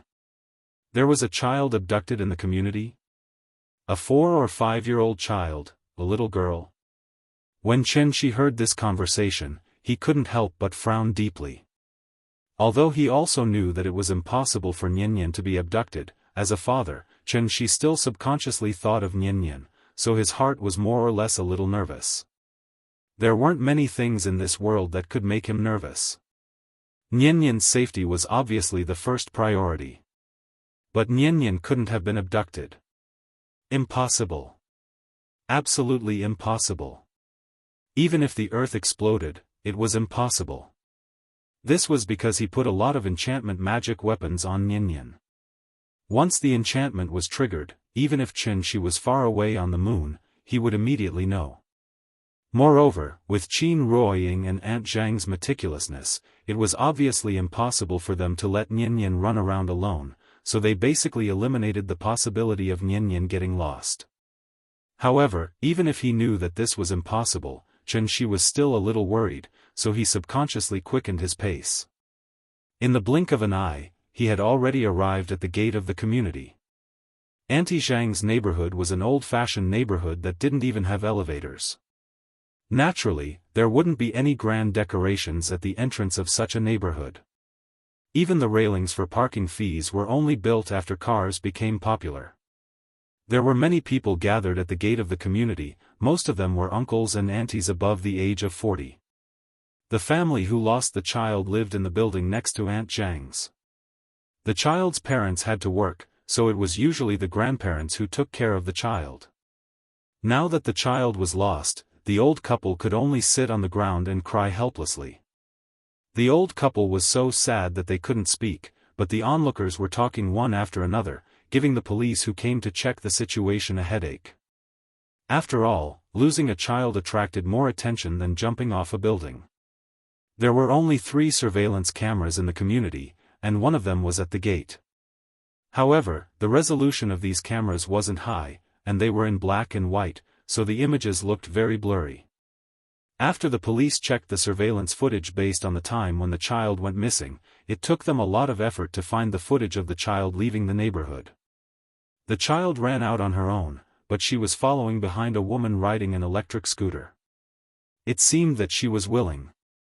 Human traffickers generally like to abduct children under the age of 5 because the children's minds were not fully developed yet. Naturally, they would not be vigilant and would be pleased with toys or candy. Speaking of human traffickers, it was actually an occupation with a long history. In ancient times, there was a saying that there were 3 religions and 9 classes. Human traffickers were one of the 9 classes. In ancient times, they were called demons of time. They did immoral things like abducting people. However, compared to modern times, human traffickers in ancient times were still too naive. After abducting women and children, they would only sell them for money. If the abducted women and children were lucky, they might even be sold to a rich family and live a better life than before. Now, in addition to human trafficking, human traffickers have also found a new way to sell organs. Abduct the child first, sell the organs, and then sell the child for money. If the child couldn't be sold, then break the child's arms and legs and let the child beg. If begging didn't work, then let them steal. What if they couldn't even steal? That was very simple. Throw them into the AIDS ward. If they tested positive for AIDS, they would be assigned to the AIDS team. In the future, they would be responsible for collecting debts. If there was a debt collector who didn't pay up, then they would think of ways to infect the debt collector. In short, they made the best use of everything, and their methods were beyond the imagination of ordinary people. It could be said that, utterly devoid of conscience. To the human traffickers, children were just valuable goods in their eyes. The big goods were boys, and the small goods were girls. Of course, there were only a few such large-scale human traffickers. Ordinary small fish and shrimps would not be so cruel. Nowadays, parents were aware of this, so they would teach their children not to talk to strangers from a young age. Under such circumstances, this woman was able to get the child to leave with her willingly. She was obviously a repeat offender. If she was caught, she would definitely be shot to death. It was just after the new year, and the human traffickers were already at work. Parents with children at home naturally felt afraid. Since one went missing, there was a possibility that a second one would go missing. Therefore, a few onlooking parents immediately used this opportunity to educate their children. Suddenly, the children were so scared that they started to cry. Outside the community was an old street, and there were no cameras. Therefore, the police had to carefully look through the entry and exit records for the entire day. After a long search, they finally found the woman's face. However, this woman had a certain level of anti-detection awareness. She was wearing an ordinary down jacket with a hood, and she even wore a hat. Therefore, the woman's face could not be seen clearly on the surveillance screen. Seeing this, the two police officers suddenly looked at each other helplessly. Well, this was probably another unsolved case. It wasn't that they didn't work hard, but they really couldn't do anything. As parents, they didn't look after their children and let their children be abducted by human traffickers.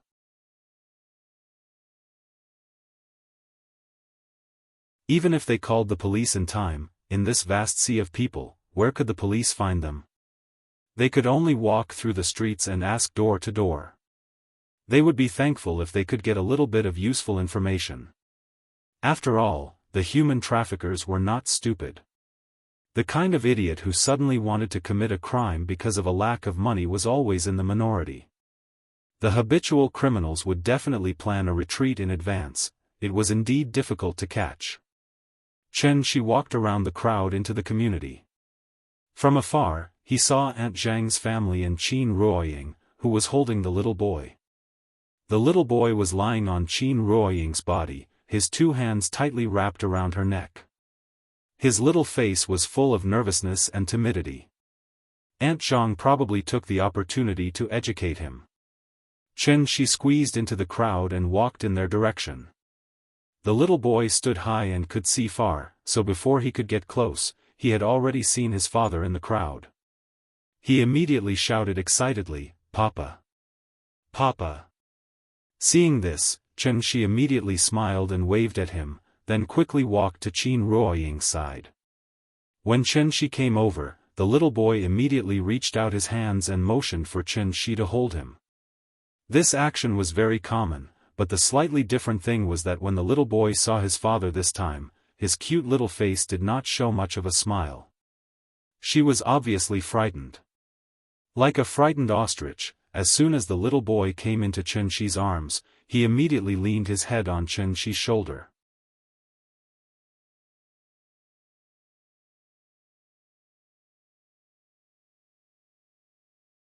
Chapter 260.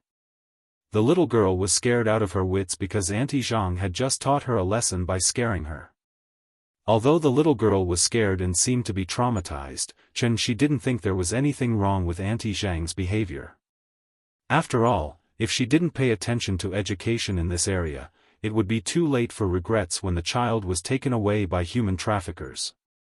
Although that was basically impossible, setting an alarm bell in Nyan's heart in advance was always a precautionary measure. Human trafficking had always been the most serious topic of this era. Behind it was the dark side of civilized society. Why did human traffickers like to abduct children under the age of 5? It wasn't just because children were easy to deceive, but because children couldn't remember things. After 2 or 3 years, they basically didn't recognize their biological parents. Instead, they would treat the family that adopted them as their closest relatives. After many years, even if the child had a little bit of memory before they were abducted, it was usually just fragmented fragments and not enough for them to recall the complete experience. Ordinary people might feel that this kind of thing was far away from them, so whenever they saw news about it, they felt like they were listening to a book from heaven and had no interest in it at all. But all of this was actually close at hand. According to statistics, there were as many as 20,000 cases of human trafficking of women and children in the country in 2015, but the number of cases that were solved was only 3,000. The solving rate was only 17%, not even 20%. And behind these simple numbers, there were families that were shattered because of the loss of their children, as well as parents who were devastated. Human traffickers didn't need to be ruthless like the underworld, so they usually looked ordinary. They might be kind aunties passing by on the street corner, or they might be honest farmers. But under those seemingly harmless skins, there was a cold and cruel heart. Therefore, in Chen Shi's view, there were two kinds of behavior in this world that could be called heinous and could be directly shot once caught. And that was, drug dealers and human traffickers. The western region had always been the disaster area of human trafficking cases. Although Chengdu had successfully become a new first-tier city in recent years, this kind of thing was still a common occurrence. Auntie Zhang's goal of educating the child had been achieved, so she waved her hand and asked everyone to go home. During this time, she pursed her lips and didn't say a single word. In fact, whether it was Aunt Zhang or the onlookers, they could only feel a deep sense of helplessness at the same time. This also caused the atmosphere at the entrance of the residential area to be very oppressive. The old couple who had lost their child sat on the ground and cried miserably.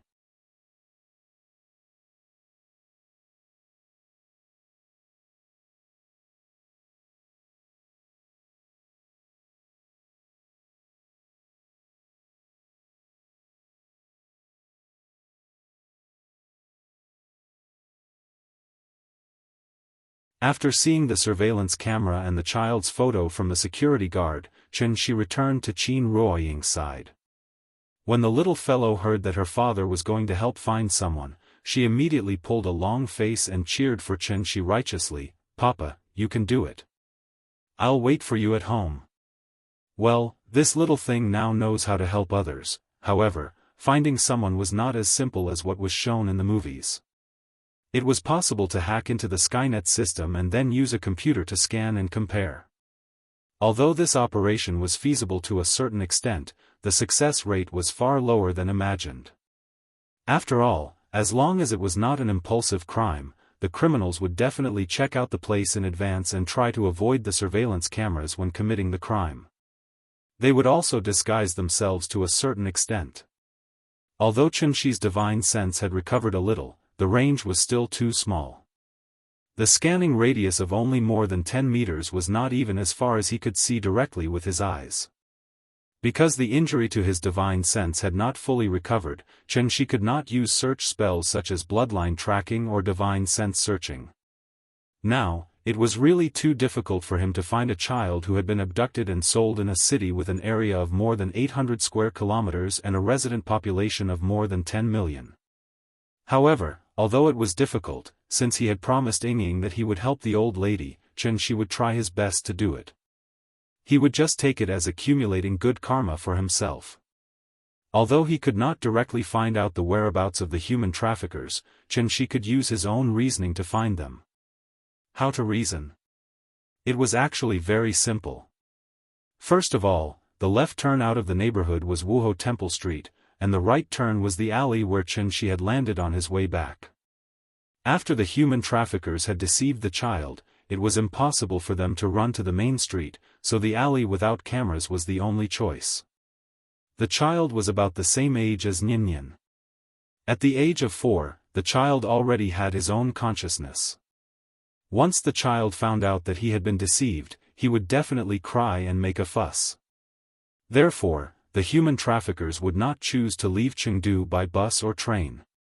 They must have their own means of transportation, and it was very likely that it was a cheap and affordable van or a second-hand car.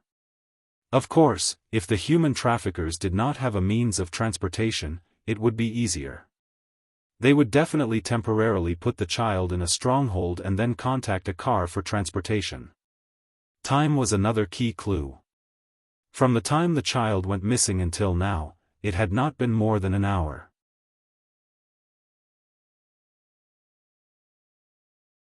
In just a short hour, a human trafficker who had successfully abducted a child would not dare to take the child through the streets and alleys and wander around the main streets of Chengdu. Therefore, the child was now either in a stronghold nearby, or in a van that was heading out of the city. Thinking of this, Chen Shi immediately called Qin Xueqing. After briefly explaining the matter to his sister-in-law, Qin Xueqing immediately replied on the other end of the phone, "Yes, I will immediately arrange for people to set up surveillance checks on all the roads out of the city." Speaking of this, Qin Xueqing did not forget to remind him, however, you better not have too much hope for this kind of fishing operation. It's okay, as long as you do your best. After asking his sister-in-law to help set up surveillance checks on the roads, Xianxia carefully searched the nearby slums. If the child was not in the van, then he must be nearby. However, when he was searching, Xianxia did not have any intention of asking people on the streets. The reason was very simple. Not everyone was like him. Even if a human trafficker passed by the shop owner with the child, the shop owner would not necessarily remember that he had seen such a person before. After all, in daily life, unless one was bored to death, who would deliberately remember the appearance of a passerby? Xianxia flew in the sky and carefully observed the environment of the streets below. In recent years, the buildings in Chengdu had been getting taller and taller, but there were still many slums that had not been renovated within the second ring road. Aunt Zhang's house was in an old neighborhood, so although there was a bustling Wuho temple outside the neighborhood, there was a large slum area that was waiting to be renovated behind it. The living conditions in the slums were poor, and the rent was low. Most of the people who lived here were foreigners who came to Chengdu to work. Xianxia flew slowly in the sky, and at the same time, he constantly observed the distribution of the nearby cameras. He could only rely on his intuition to find the child. After all, human traffickers were also a kind of head-killing business. It was not because of the law, but because once they were caught by the people, they could be beaten to death by angry people. Therefore, from the perspective of a human trafficker, they naturally had to hide in a secluded and safe place, and there were definitely not many cameras near that place. Xianxia studied for a while, then chose an old tube-shaped apartment, and then directly flew to the roof of the apartment. Then, he took out the soul crystal from his pocket.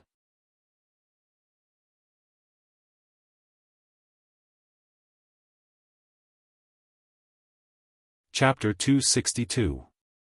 The tube-shaped apartment was a unique product of the 70s and 80s. This kind of house was like a student dormitory today. There was a long corridor connecting many single rooms, each of which was about 10 square meters. The living environment in the tube-shaped apartment was very poor, and because it had been in disrepair for many years, most of it had become dangerous. The owners basically looked forward to urban renovation and demolition all day long. Since the living conditions were so bad, it was obvious that the rent was very cheap. Perhaps because the new year had just started, most of the migrant workers were still in their hometown and had not returned to the city to work, so there were not many residents in this tube-shaped apartment. Xianxia sat cross-legged on the rooftop, then held the soul crystal in his hand. He wanted to use the soul crystal to expand the range of his divine sense, so that he could carefully search this shanty town. If he couldn't find it, then he could only put all his hopes on his sister-in-law. Although she was not his child, he had already promised to help the old man find his child, so Xianxia naturally had to do his best. Therefore, after a simple adjustment, Xianxia calmed his breath, then drove his divine sense into the soul crystal. The moment his divine sense entered the soul crystal, Xianxia seemed to have become a dolphin, and began to spread his divine sense outward in a way similar to using sonar. What was divine sense? It was a way of perception that transcended the five senses, somewhat similar to the legendary sixth sense. Even if Xianxia closed his eyes, with him as the center, everything within a radius of hundreds of meters was under his control. A world in a flower, a Bodhi in a leaf. Within the range of his divine sense, he could immediately detect the slightest movement of everything in the world. Even the tiny flies in the gutter, or the earthworms hidden in the soil, no matter how well they hid, could not escape Xianxia's discerning eyes. This was divine sense. The tube-shaped apartment was a dormitory that the public institution had assigned to the employees in the past. There were a total of 3 buildings, covering an area of about 2,000 square meters. With the enhancement of the soul crystal, Xianxia scanned the 3 buildings almost instantly. Good Lord, this scan is amazing. Xianxia was now on the rooftop of Building 1, and there was actually a corpse hidden in the building below him. Why was it hidden? It was because the corpse was sealed with cement in the bathroom at the end of the corridor. The toilets and bathrooms in the apartment were all shared. The body was under the sink in the bathroom, sealed inside with cement and bricks. In addition to the corpses, there were also many drugs hidden in these 3 buildings. Presumably, there were many drug addicts living here. It had to be said that she had found the right place. This place could be said to be filthy and filthy. It should be flattened with a cannonball. In addition to the corpses and drugs, in an inconspicuous room at the corner of the top floor of building number 3, she found more than a dozen children who were hidden by the human traffickers. Among these children, the youngest should only be 1 or 2 years old, and the oldest should be 6 or 7 years old.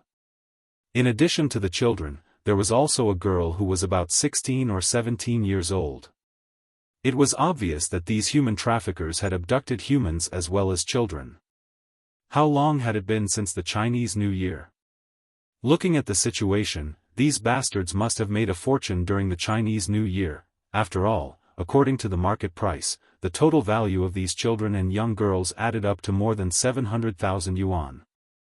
According to the Central Guang Night News, according to different statistics, the number of missing children in Wuxia every year was about 200,000, and only 0.1% of them were found. If calculated according to the average market price, then this was really an industry with a production value of over 100 million yuan. The granddaughter of the old couple was called Ting Ting. Because Nian had just come to Aunt Zhang's house, she had not played with Ting Ting yet. Ting Ting was among the children. Perhaps it was because she had just arrived, but she was in good spirits and was struggling particularly hard. The children were abducted, so the human traffickers naturally would not provide them with good food and drinks. In the eyes of the human traffickers, these children were valuable goods, so in addition to tying the children's hands and feet firmly with ropes, the human traffickers also used towels to gag their mouths. The children were lying on the ground crookedly. Even if they could not speak, they still kept making woo-woo sounds out of fear. Because they cried so hard, one of the children's eyes were so swollen that only a slit was left. This scene made Qianxi very uncomfortable. After all, he also had children. If someone tied Nian up and threw her on the ground like this, he really could not imagine what a father would do in a rage. Therefore, the moment he saw this scene, Qianxi expressionlessly withdrew his divine sense, then got up and flew to building number 3. There was only one adult in the room, a woman in her 30s. The woman seemed to be in a good mood. At this moment, she was squatting next to the pitiful young girl, and holding the young girl's chin with one hand and taking photos with her phone with the other. Looking at this situation, she seemed to want to sell this young girl for a good price. Qianxi flew to the top of the room where the children were locked up, but he did not immediately act. Instead, he sat cross-legged on the rooftop. He was waiting. Waiting for the woman's accomplice to come back.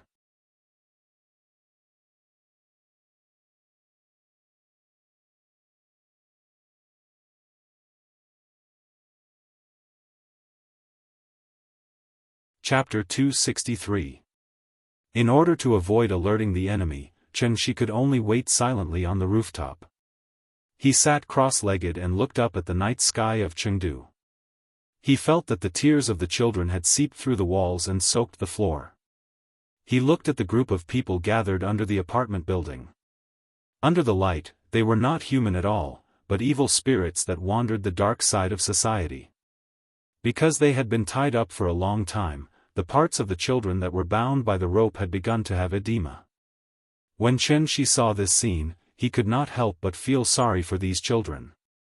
How old were these children? They were treated like livestock. How much damage would this cause to the children's young hearts? As a human being, at the very least, Qianxi did not see any kindness in these human traffickers. Many people always wondered why the human traffickers had their own families. They worked hard just to better take care of their families, but they still did such a heartless thing. In fact, the reason was very simple. In everyone's eyes, children were gifts given to them by God. But in the eyes of human traffickers, children were just goods that could be sold for money. Children were pure and beautiful, and every one of them was so cute. It was not an exaggeration to say that which child was not more likable than Nyan. For the parents of children, their children were obviously the most precious treasures in the world. In order to catch these bastards in one fell swoop, Xianxia waited for a long time, but he also let these poor children suffer for a few more hours of torture in vain. But fortunately, all of this should end. Like a phantom in the dark, Xianxia's figure suddenly disappeared from the rooftop. When he reappeared, he was already outside the door of the room on the top floor where the children were locked up. It was still the woman in her 30s who was guarding the children. And why was the man not allowed to guard the children? Obviously, it was because there was a little girl here. As a man, there were always times when he could not control himself. This little girl was going to be sold for money. If she was accidentally broken, who would be willing to spend money to buy her? Therefore, in human trafficking organizations, it was usually women who guarded the goods. The door was not locked, and the woman was sitting on a chair not far from the door. She was watching a TV series on her phone. The moment Xianxia pushed the door open, the woman heard the sound of the door opening. However, she seemed to be engrossed in watching, so she didn't even raise her head as she spoke in a rather difficult dialect. Xianxia didn't pay attention to her, but looked at the children sitting on the ground. It was probably because they were tired from crying that the children were already asleep. Only the little girl who heard the sound of Xianxia opening the door immediately raised her head and looked outside vigilantly. There was only an old light bulb in the room. Under the dim light, the sudden appearance of a strange man made the girl shrink back in fear. The little girl's movements made a rustling sound. After hearing this sound, the woman in the room finally raised her head impatiently and directly shouted in Xianxia's direction. She thought it was a pervert who wanted to take advantage of this little girl. This kind of thing happened more than once, so she didn't care at all, but she didn't expect that after looking up, she found that she didn't know the man in front of her at all.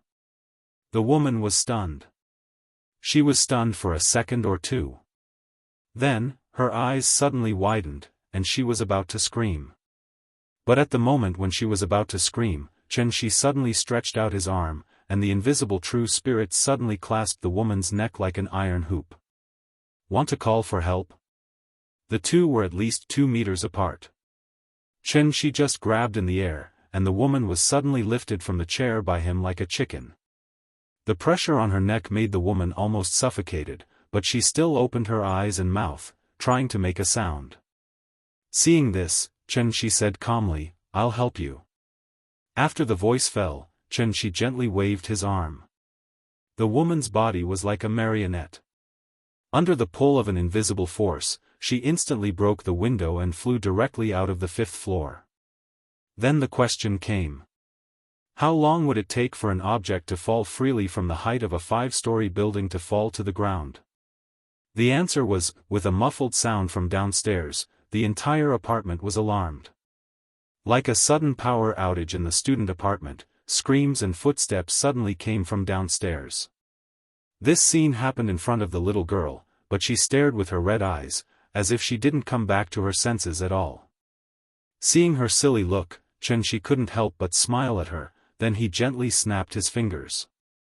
"Go to sleep, you'll be fine when you wake up." Under the effect of the meditation spell, the little girl leaned weakly against the wall, and her consciousness became more and more blurred. She tried hard to remember the appearance of the man in front of her, but the strong sleepiness made her instantly fall asleep. After the little girl fell asleep, Xianxia turned his head to look at the child in the room. After cutting all the ropes with his true essence, he turned and walked out of the room. 30 to 40 people ran wildly in the apartment, and the floor made a bang-bang sound as they stepped on it. Listening to the gradually approaching footsteps, Xianxia sighed rather helplessly. It would be great if he could just slaughter all of these scumbags, but he couldn't do that. Because this kind of large-scale human trafficking organization had abducted and sold countless children, he couldn't kill all of these bastards for a moment of pleasure. He had to leave some alive for the police to find the children they had abducted before. After all, there were so many broken families who were still holding on to a glimmer of hope that they could find their children even if they had to use up all their wealth.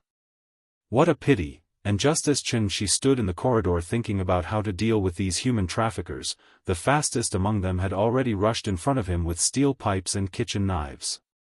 Seeing this, Xianxia's face couldn't help but darken, and he suddenly made a decision in his heart. In terms of probability, when an earthquake happened, there would always be a few lucky people in a building who would be able to survive. In that case, let God decide who would die and who would live. So, just as the few men were about to rush in front of Xianxia, Xianxia fiercely stepped on the floor of the corridor. A huge force suddenly went from the roof to the foundation, and almost instantly shook the load-bearing walls of the entire building. Just like an earthquake, the entire building was like a building that had been crushed, and it quickly collapsed amidst the dust that filled the air. At the same time, Xianxia used his true essence to wrap the little girl and the children. After putting the children on the street outside the apartment, Xianxia called his sister-in-law's phone. The apartment collapsed, but the number of lucky survivors was beyond Xianxia's imagination. This also made him sigh. These bastards' luck was actually so good? Did the heavens have eyes? So, when he ended the call with his sister-in-law, Xianxia didn't forget to repeatedly remind her, death penalty, it must be the death penalty, remember, good will be rewarded with good, evil with evil. If there is no justice in heaven, I will.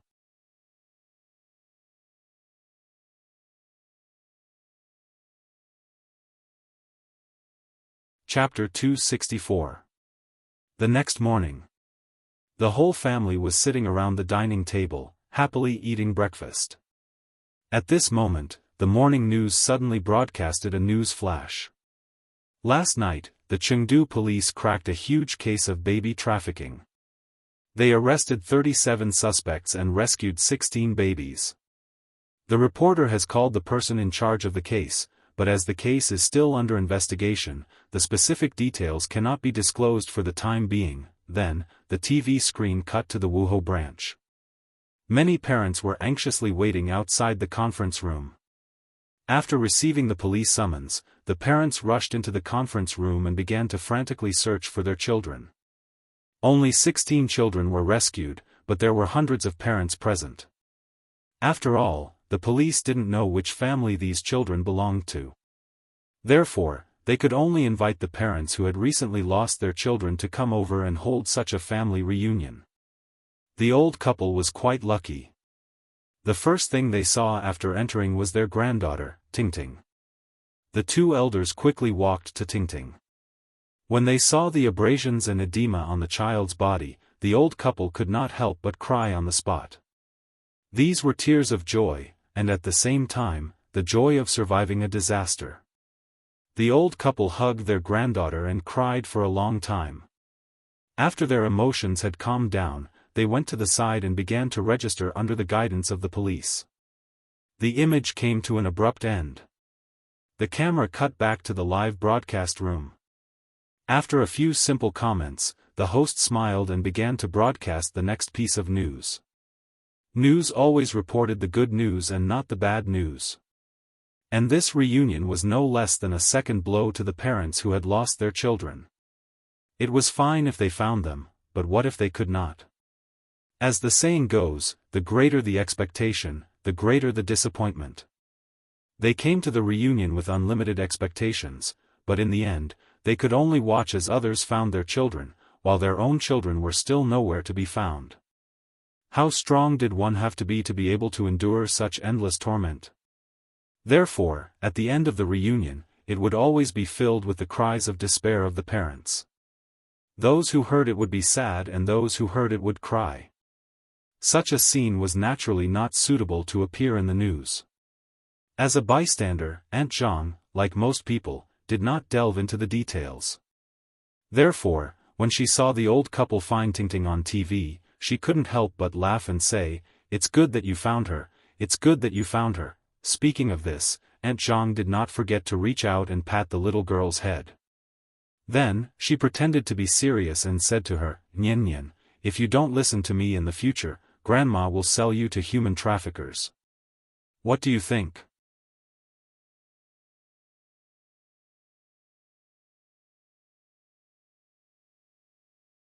It wasn't until Qin Ruoying found out that there was a marine park nearby that the little girl's big eyes finally lit up again. The scale of this marine park wasn't large, but the little girl had never been to a place like this before. After all, there was no harm without comparison. This also made her very happy. Along the way, she pointed at the fish in the water tank and asked questions. Why is this fish so big? Why does this fish have feet? Why is this fish glowing? Her understanding of marine life was still limited. As long as it lived in the water, it was a fish. This trip was quite pleasant. Before leaving, Shi bought the little girl a dolphin pillow, which made her smile from ear to ear. Out of the aquarium, there was a shopping mall not far away.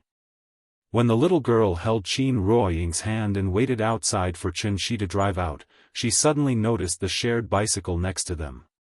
Shared bicycle, she still didn't know how to ride a bicycle. Hohai's streets were small, so it was rare to see shared bicycles riding here. Now that she suddenly saw so many shared bicycles, it immediately made the little girl envious. Mama, I want to ride this. Looking at everyone riding the shared bicycle, the little girl pouted on the spot and acted coquettishly. Seeing this, Qin Ruoying said to her with an awkward face, "No, you're still young. You can't ride this. This is not for children to ride. I want to ride this. I want to ride this." Seeing that Qin Ruoying didn't agree, the little girl immediately withdrew her hands and ran to one of the bicycles. After She drove the car out of the parking lot, the mother and daughter were still whispering, discussing, next to the shared bicycle.